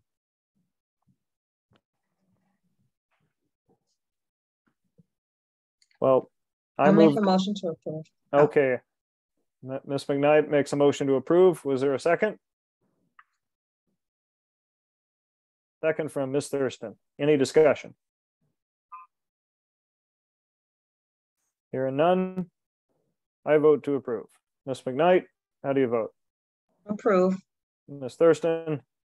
Approve. Ms. Einhorn? Ms. Cumberbatch? Approve. Ms. Nadu? Approved. Thank you. Mr. Varela? Mr. Varela had to step away. Oh, well, I hope I didn't forget anybody. If I did, let me know. Otherwise, it looks like you're unanimously approved. Congratulations and good luck. Thank you very much. Have a nice evening, everyone. Thank you, guys. Have a good night. All right, we're down to 147 Front, Chef on Site, LLC. Anybody here for 147 Front? Yeah, that's me, John. Is that you, Mr. Coppola? We cannot hear you that well. It's a little staticky. Maybe, yeah, maybe turn your video off. That might help. Not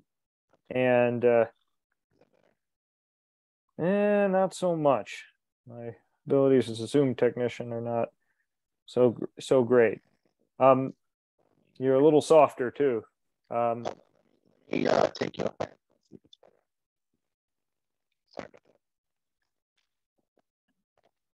I'm sorry, I can't hear anything. I just hear static. Mr. Coppola, you might want to try to exit the meeting and rejoin, possibly by phone. We just are hearing static on the line. How's that? Is this better? That's yes. much better. Much better. Yeah, it's the headphones. Sorry. Excellent. Well, do you want to go ahead and tell us about your establishment? Sure. So my name is John Coppola. I live at 50 Bridge in the neighborhood of Dumbo. I have a restaurant called Bread and Spread on 151 Front Street.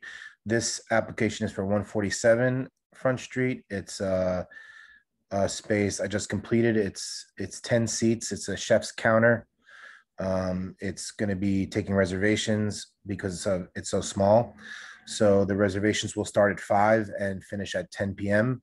I'm assuming people will be done the latest at midnight.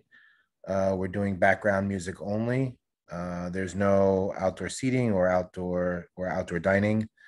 And that's about it.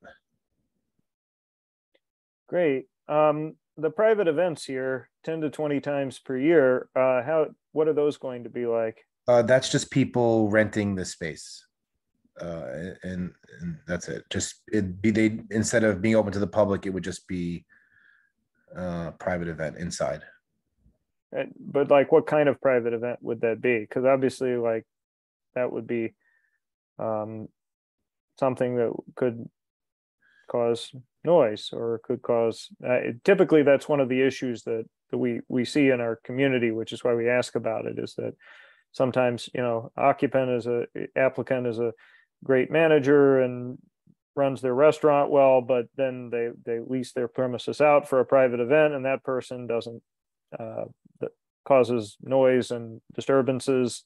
That's the issue. So what do you have a sense as to what kind of private events these will be? The only thing that I was thinking is, we have 10 seats. If someone wanted to purchase all 10 seats and have an experience to themselves, that's the only type of event that I'm offering. It's not like you can bring music or DJ or anything like that. It's just a matter of that you can rent out the room to yourself. That's the only way I see it. Okay. It's a very, as you saw in the pictures, it's very small. We're not going to be having a party in there. It's mostly just the most we can fit is 12 seats. We're probably going to be doing 10 seats comfortably, so that the maximum amount of people in there is going to be 10. Okay. Any questions from members of the committee for this applicant?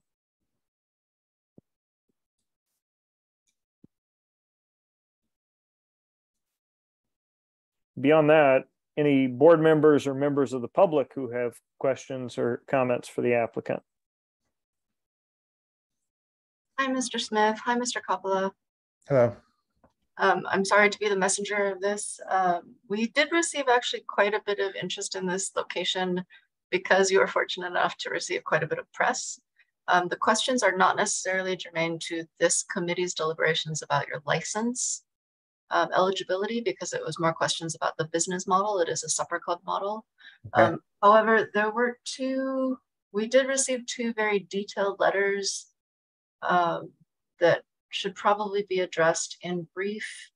The authors are correct in that the New York SLA does not recognize BYOB as legal, and specifically states that applicants awaiting a liquor license may jeopardize their chances for approval for permitting such practices. Could you address that, please? What do you mean? So I think Ms. Muller's comment is that it seems some community members were concerned about the concept of folks bringing their own alcoholic beverage to your location. Is that something that you plan to do or allow? They are already advertising BYOB currently. You know, wherever that was posted is not us advertising it. I mean, it's not, we don't advertise that on our website, but we would just want to seek an application to serve. We're not encouraging people to bring their own alcohol. Okay. So, Ms. Muller, was there any further public comment beyond this one, or was it just this one public comment, or there were multiple public comments that were talking about BYOB? There were two pretty detailed letters from local residents. One second. This article here, the Rob Report article, we actually never even spoke to them. So this was one of the images submitted. This is the other one. Oh, I'm sorry. This one's not. This is about the business model. So both of the letters were questioning the policy of encouraging BYOB until the license is acquired. Yeah, this article, we never actually spoke with them.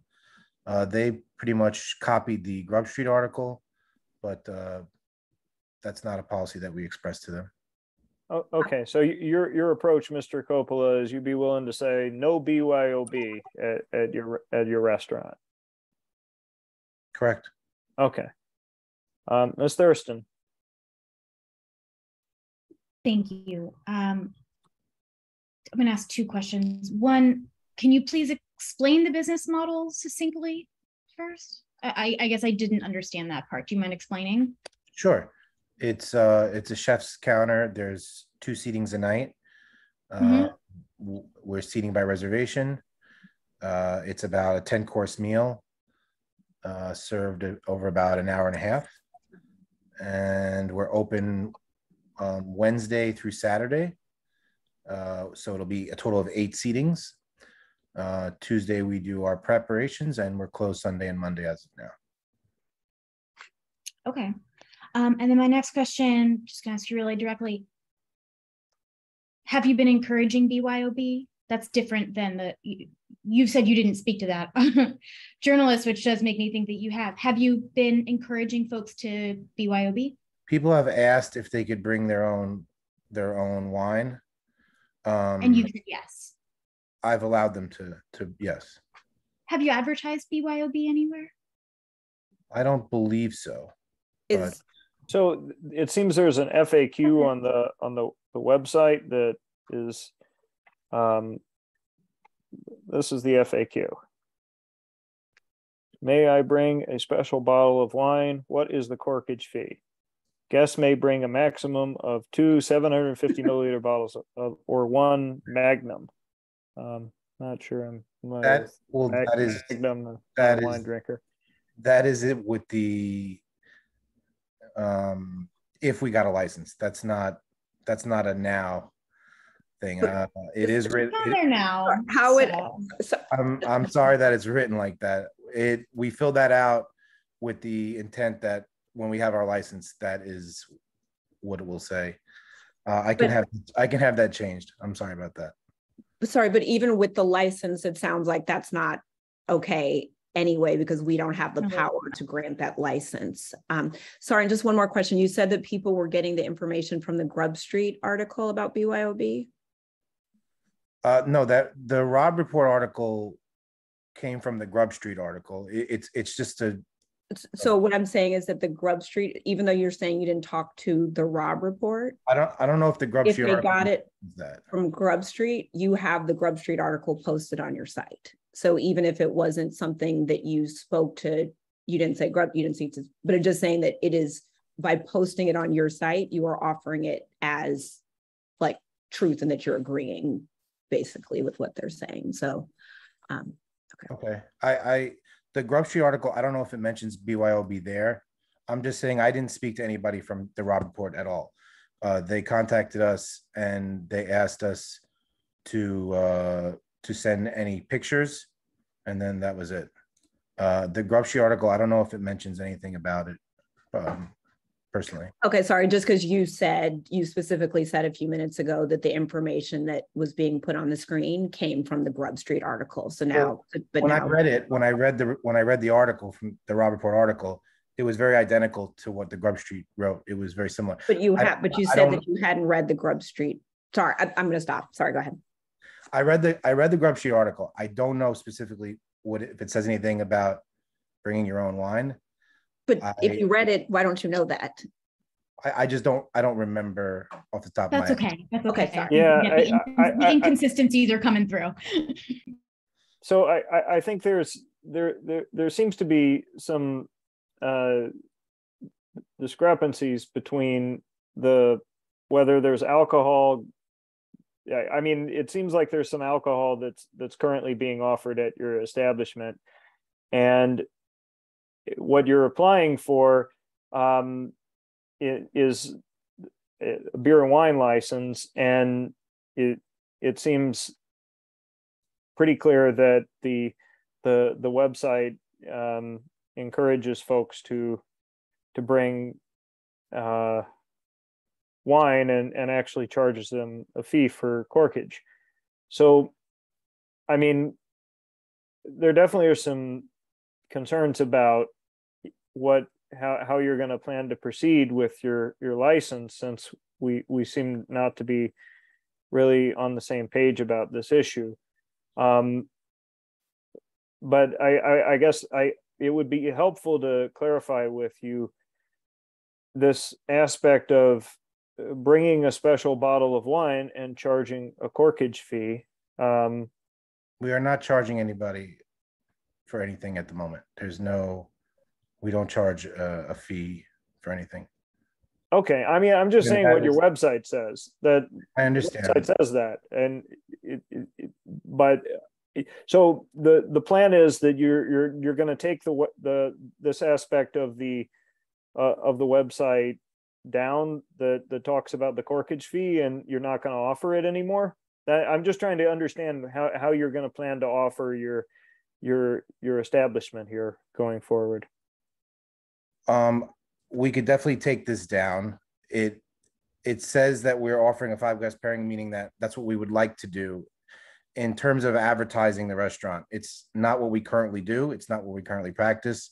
It's more in terms of just to let people know what we intend to do, what the restaurant will be.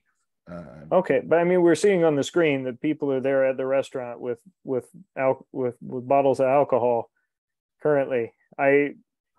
These people did bring their own bottles. Okay. But they won't be able to do that anymore under the license that you're seeking to have in the future. Is that correct? That's correct. Okay. All right. Well, I understand that, and I would hope you would understand that if anything is made a condition of your license, that violating the conditions of your license could subject you to the liquor authority removing your license. But we can take up our approach to that at a different point. Were there any other questions from the committee or the board or members of the public for this applicant?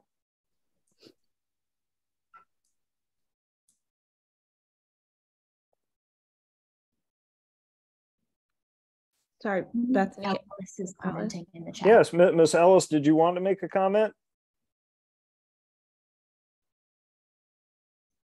It's okay if not, but it's okay if you do. We ask the folks from the community try to keep their comments to 2 minutes, but if you'd like to make a comment.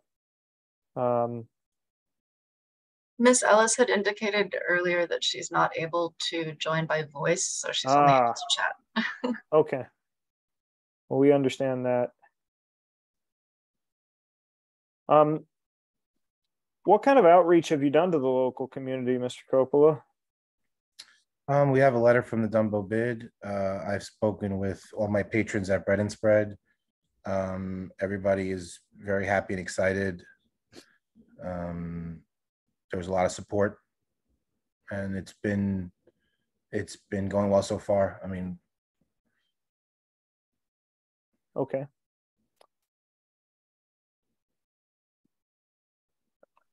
I think we've got Ms. Ellis's comments in the chat. Were there any other questions or comments for the applicant?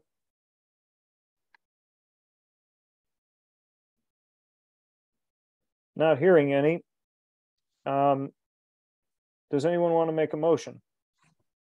Ms. Nadu. I motion to deny this application. There are too many, sorry, I motion to deny the application as it stands and with just what is out there publicly.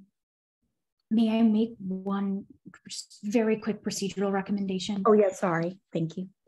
It's difficult when we disapprove applications because they can still go to SLA. It's often better to just do a recommendation. It's worth thinking about approving with extreme conditions. That it's totally up to you. Just wanted to add that context. And I thank Taya for always reminding me. Can we also have discussion before we move to the voting? We always have discussion before we move to voting. Sorry. At this point, we need to get a motion on the table so that we can have the discussion. Okay.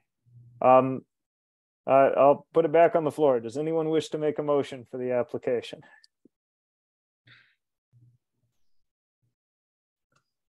I'm happy to make a motion with conditions. Okay, Ms. Einhorn. Sorry, Emily, I didn't mean to throw you. I just need someone to make a motion here. But I'd like us to discuss the conditions as a committee, because I think there's a couple of different ways we can go, and I think we always do. We just need you to lay it out so we can get started.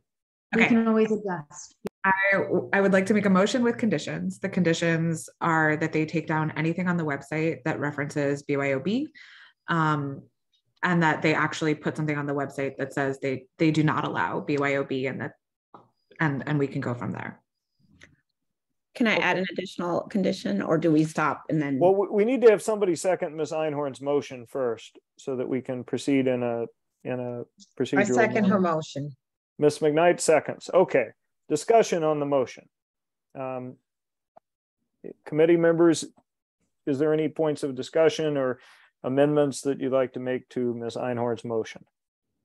I believe so now, but Jessica and Taya stop me. I would also add that because the interview with Grubhub was given. They talked to Grubhub, so I would also make it a condition that they go back and have Grubhub correct that if that is where all of this misinformation is coming from. So in addition to Lindsay's conditions, I would also add that they go back to Grubhub and ask them to issue a correction to what they were clearly told. Okay. Ms. Einhorn, do you accept that condition? So if they don't meet the conditions, I think that's a problem, right, Taya? Like what we were talking about before is that if they can't meet those, they can't force Grubhub to print something, but they can ask. and they can show us the email that they asked, right? So that would be meeting the conditions. Then yes, that's fine. Sorry, just talking it through. Yeah, and I'd like to offer an additional condition too. I think, let me know if you accept this, although I think you might.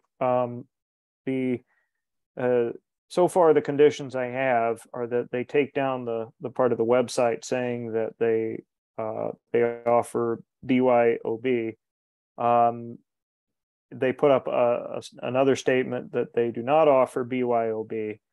That thirdly, they make they reach out to Grubhub and ask them to correct their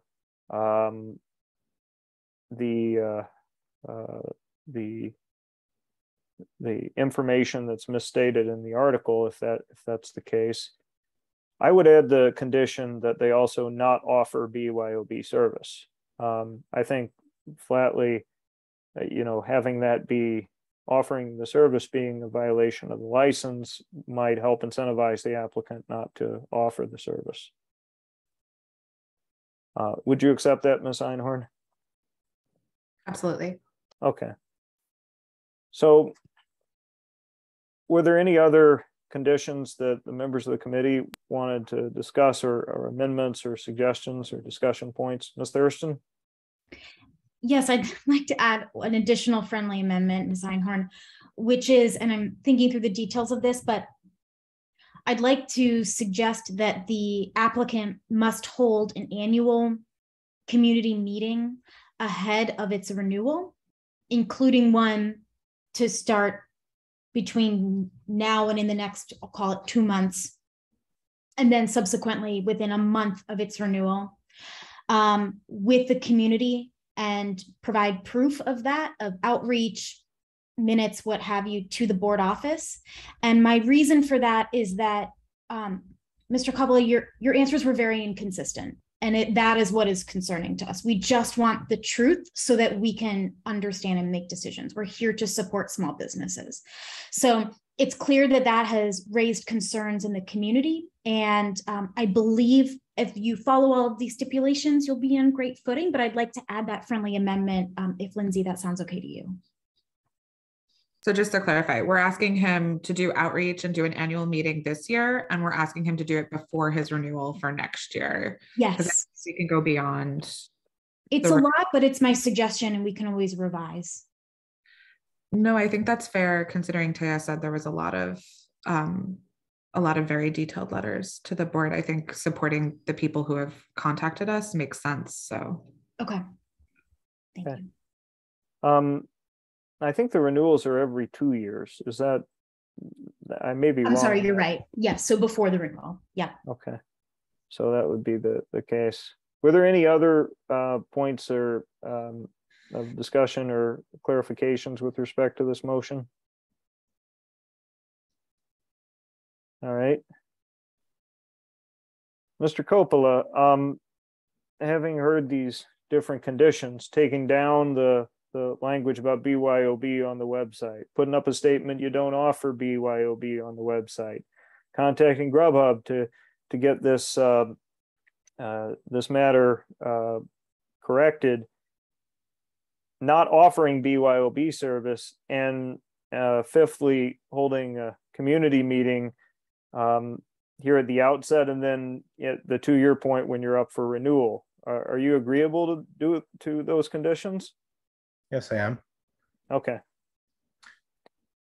So we appreciate that. And I think from here, we can probably take a vote on this unless anyone has any comments.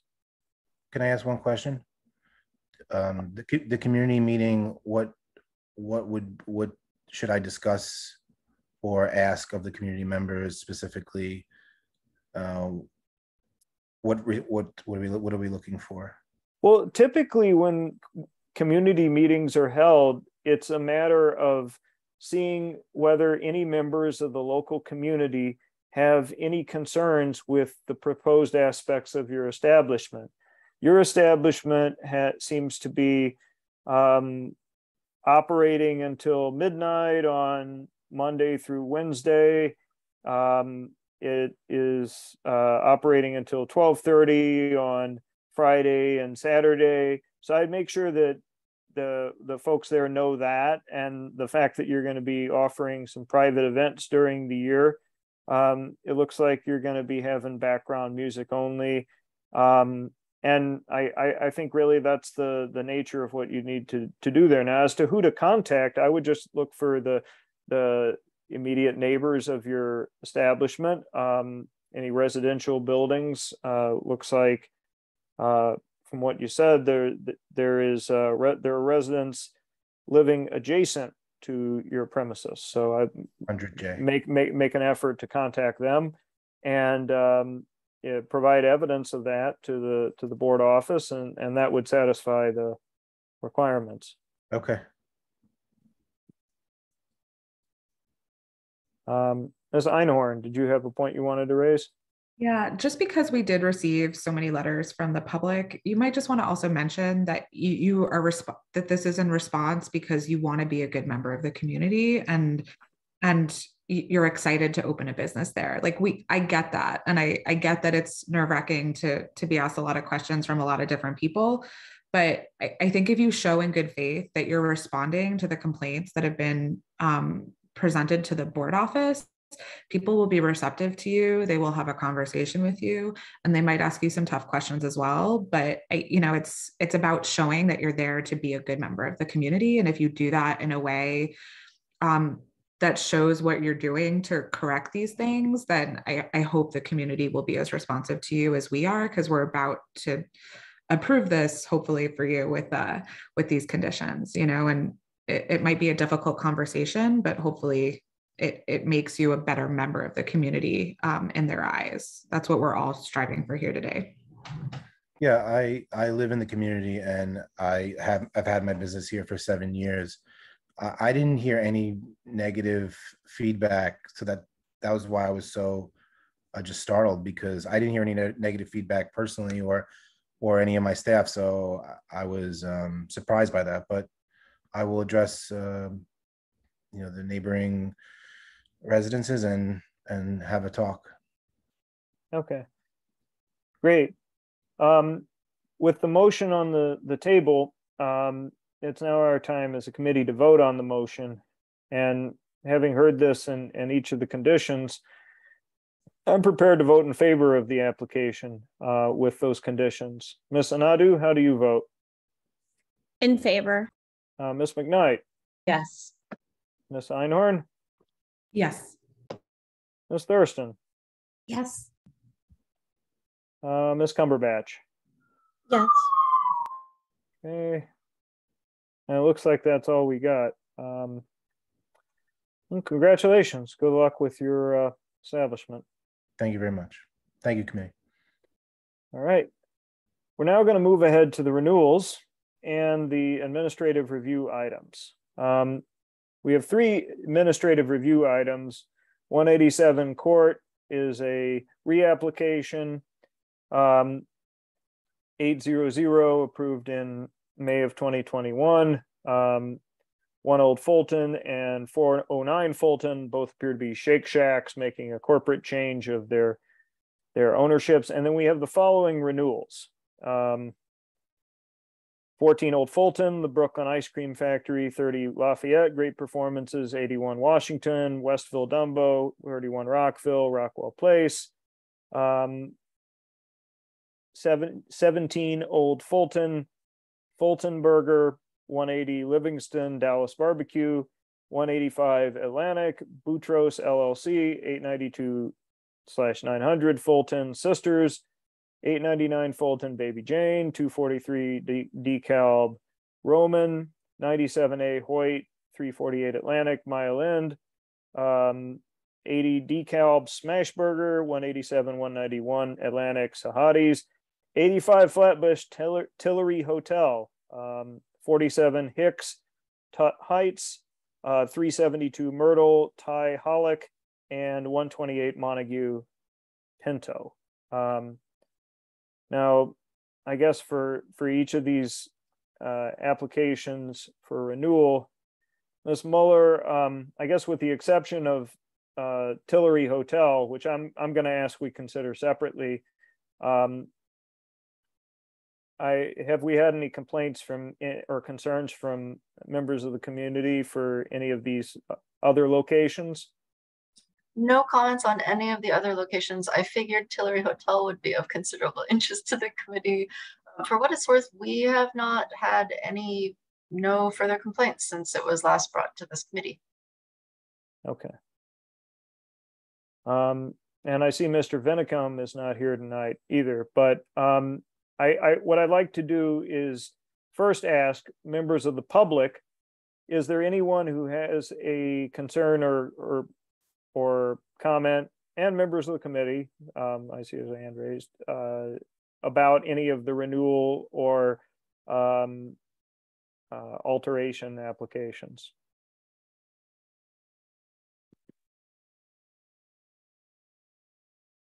Hearing nothing from members of the public. Ms. Thurston. I just wanted to point out that 128 Montague is no longer Pinto.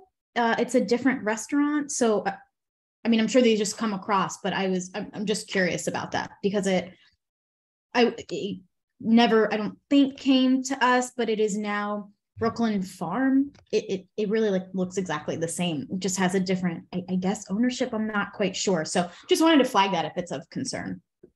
Ms. Thurston has a sharp eye and she's a good reader. I reviewed this pretty extensively and she's not incorrect. However, the license holder is called Pinto and it's a Thai restaurant. Yeah, it's like a totally different restaurant. Anyway, I'm not that observant. It's just around the corner from my house. Oh. All right. Okay, hearing this, does anyone want to make a motion for the other items aside from Tillary Hotel at this time? Do we make a motion if they're for administrative review? I don't know how we're handling that. So there's been a couple different approaches on that regard. Ms. Muller, would you be able to advise us on how we're to handle the administrative review items? These would be the 3 items at the top. Are they an FYI to us, or are we to take a vote on these items? Yep, so the administrative review items are just a chance to make them known to the general public. And because we did not receive any comments, the committee and the board do not have to deliberate and the office does not have to issue a memo. Okay, excellent. So we're not going to be voting on those items. We're just going to be voting on the renewals. So all of the renewals except Tillary Hotel. Does anyone want to make a motion on those renewals?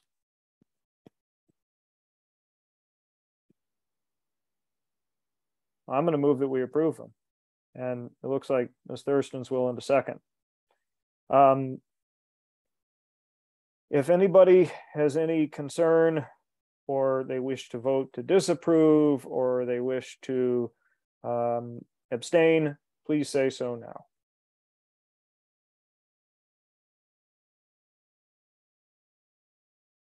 All right, we can consider all the renewals with the exception of Tillary Hotel to be approved. Tillary Hotel. I don't think we have anyone here from the establishment, and no members of the community have made a complaint or a concern expressed here at the meeting. I will just say this for context in case folks don't remember. We've had a number of different issues with Tillary Hotel, perhaps more than any other location in the past 5 years. The nature of the concerns has been through the use of their second floor beer garden, which is facing a residential area. And we had agreed to a stipulation with them first that they only play acoustic music on the beer garden, which they proceeded to not comply with. Subsequently, we agreed to a condition and they agreed that they would play no music on the outdoor beer garden area. And again, after that, there were resident concerns that they were playing music. When we had the applicants come back to our meeting to speak about the resident concerns, it was discussed that the renewal application wasn't up at the time, and that the applicant actually requested us to relax the conditions of our outdoor seating because they wanted to be able to play amplified sound, and they were having difficulties financially at the time, and they had changed ownership and management since the time when the original license was before us. Subsequently, there was press that the hotel had gone through a bankruptcy, and now here we are about 9 months later with an application for renewal, and no recent community concerns expressed, and we frankly don't even know if it's the same management company that was at the location in last year when the issues occurred. So I'm happy to have any further discussion if folks would like, but does anybody particularly want to make a motion with regard to Tillary Hotel? Can I ask a question as a point of order? Sure. So I understand the reason for not denying, but is there any precedent for denying with reasons so that we can send something to the, like, on as a record? Has that ever been done or discussed? Well, as a point of procedure, we can always vote to deny or approve. I think maybe I neglected to mention this, but the committee and the board took a step that we haven't taken with any other applicant for this application, when they basically said the last time they came in that they were not going to comply with the existing license going forward. We sent a letter to the state liquor authority informing them that the applicant was not in compliance with the application. A motion could be to deny the renewal application based on that conduct and that experience. It doesn't have to be that, but that could be a motion. So if anyone wants to raise a motion, I'm happy to entertain it either way.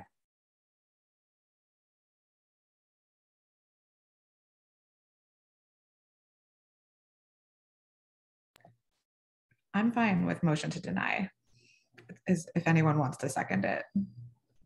Second from Ms. Thurston. Motion from Ms. Einhorn, second from Ms. Thurston. Discussion on the motion. Have there been any complaints? I don't know if I heard that part. And I don't know if they've been having activities to have any complaints. Yeah, we don't know. Now the public notice goes out, and I know from past experience that the Bridge Plaza Association gets the public notice, but I don't know what's going on at the moment.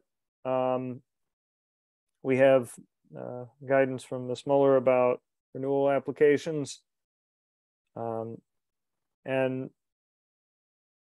you can definitely take that into consideration as well too. The only thing I guess I can say about this is it's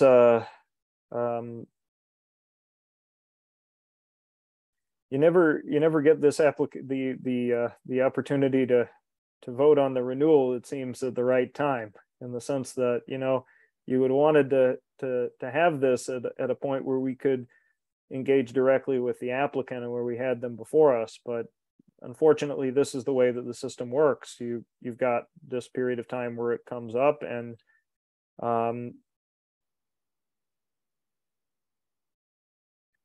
it is what it is. Anyway, motion is on the table to disapprove the application. Any other discussion or comments on the motion?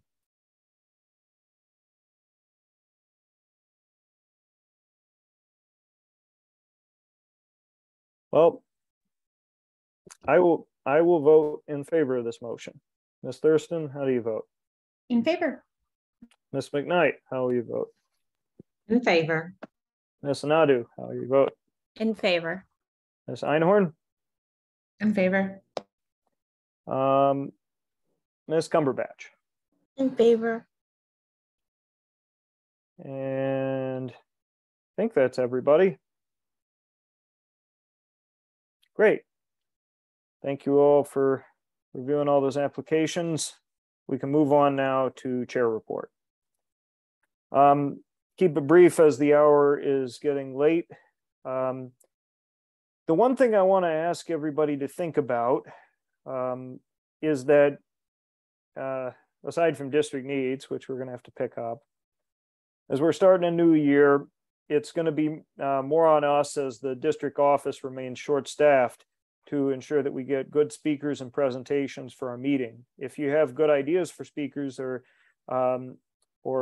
folks to come and present, feel free to reach out to me or Ms. McKnight, and I hope I didn't put you on the spot, Ms. McKnight, but as the committee leadership, I feel like we need to try to figure out some good presentations for this year and ensure that we have them throughout the year. The other thing to think about is if we want to do another health fair next year, we have to get planning on this earlier than we did last year. We've learned some experiences from this, and it would be helpful to discuss next time if we want to do it, when we want to do it, and where we might want to do it.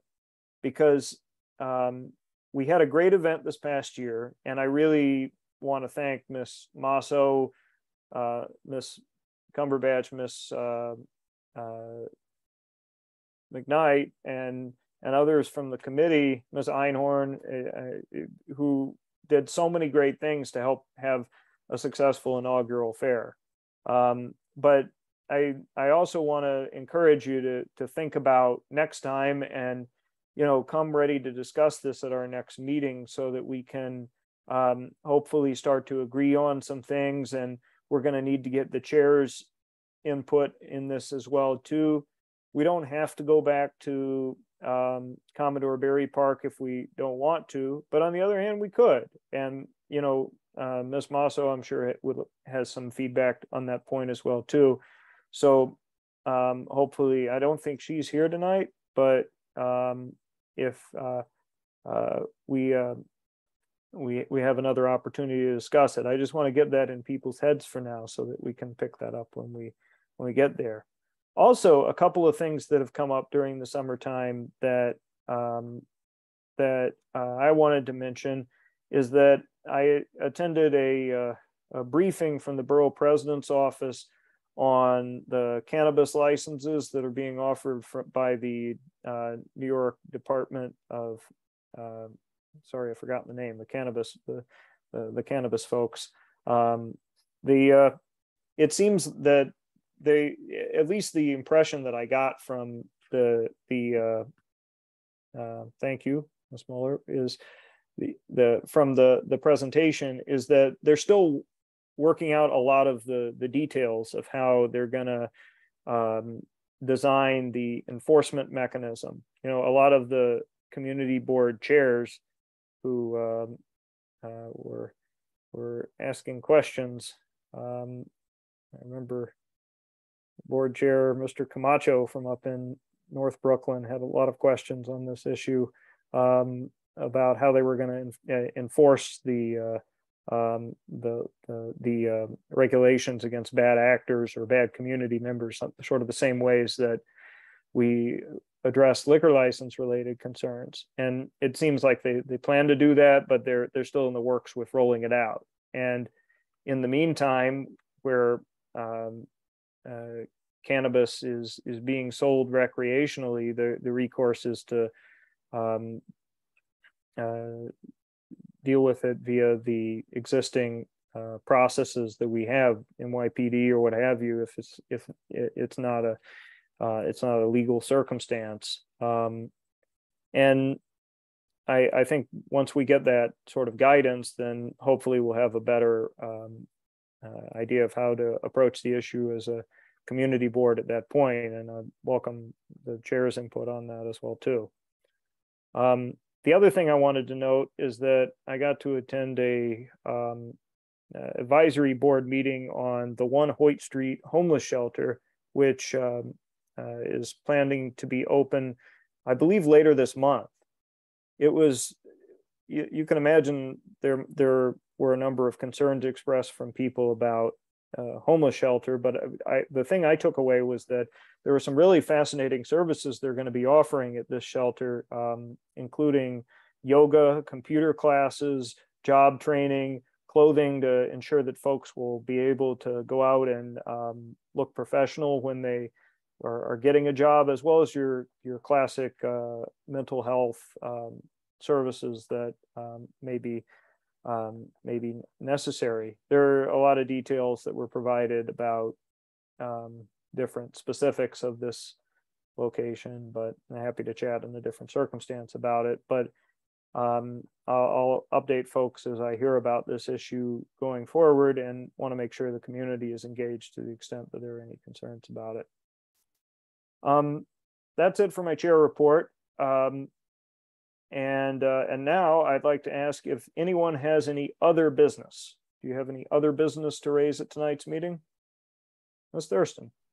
I will be brief, thank you. But I told Alejandro I would raise a certain point, which is just not for long discussion now, but just a point that, you know, something we always kind of run into is our consistency in the guidelines that we provide. And I know we all kind of pick up on that, especially when we're talking about the application on Fulton Street. And there in particular, we've been really tough on applicants over the last year or two, like with Black Forest.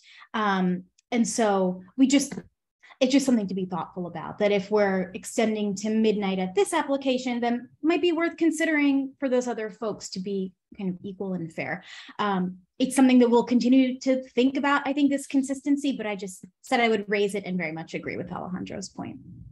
Yeah, that's a good point. And maybe we can circulate around the red flags that we agreed to a year or so ago to ensure that we are thinking about those things consistently.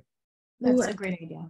I've never seen those. Just FYI, I would love to see this. Absolutely. Great. Perfect time of the year.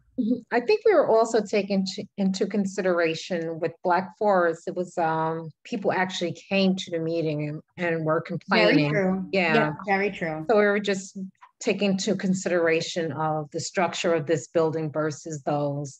So sometimes we might have those sometimes hard and fast rules, but there might be some flexibility that depending on what type of building it is and how close residents are living to the location. Yep. To that point, I do think I know that we have micro communities, but I do think there are certain areas where we have restaurants, they're open later, and that's the vibe of that neighborhood. And so taking that into consideration, I think, is important because we don't want to suppress business.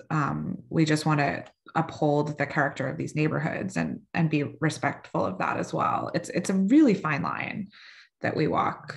Yeah. Yeah. I'm happy to take any other comments or questions or other committee business. I would just say I appreciated everybody's input this evening because I think we came up with a number of good recommendations and points to help ensure the community is better engaged with a number of different businesses.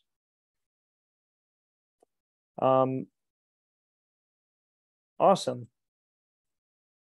So on my agenda, the next item up is community forum, new business. Any members of the community want to make a statement at this point or offer a public comment?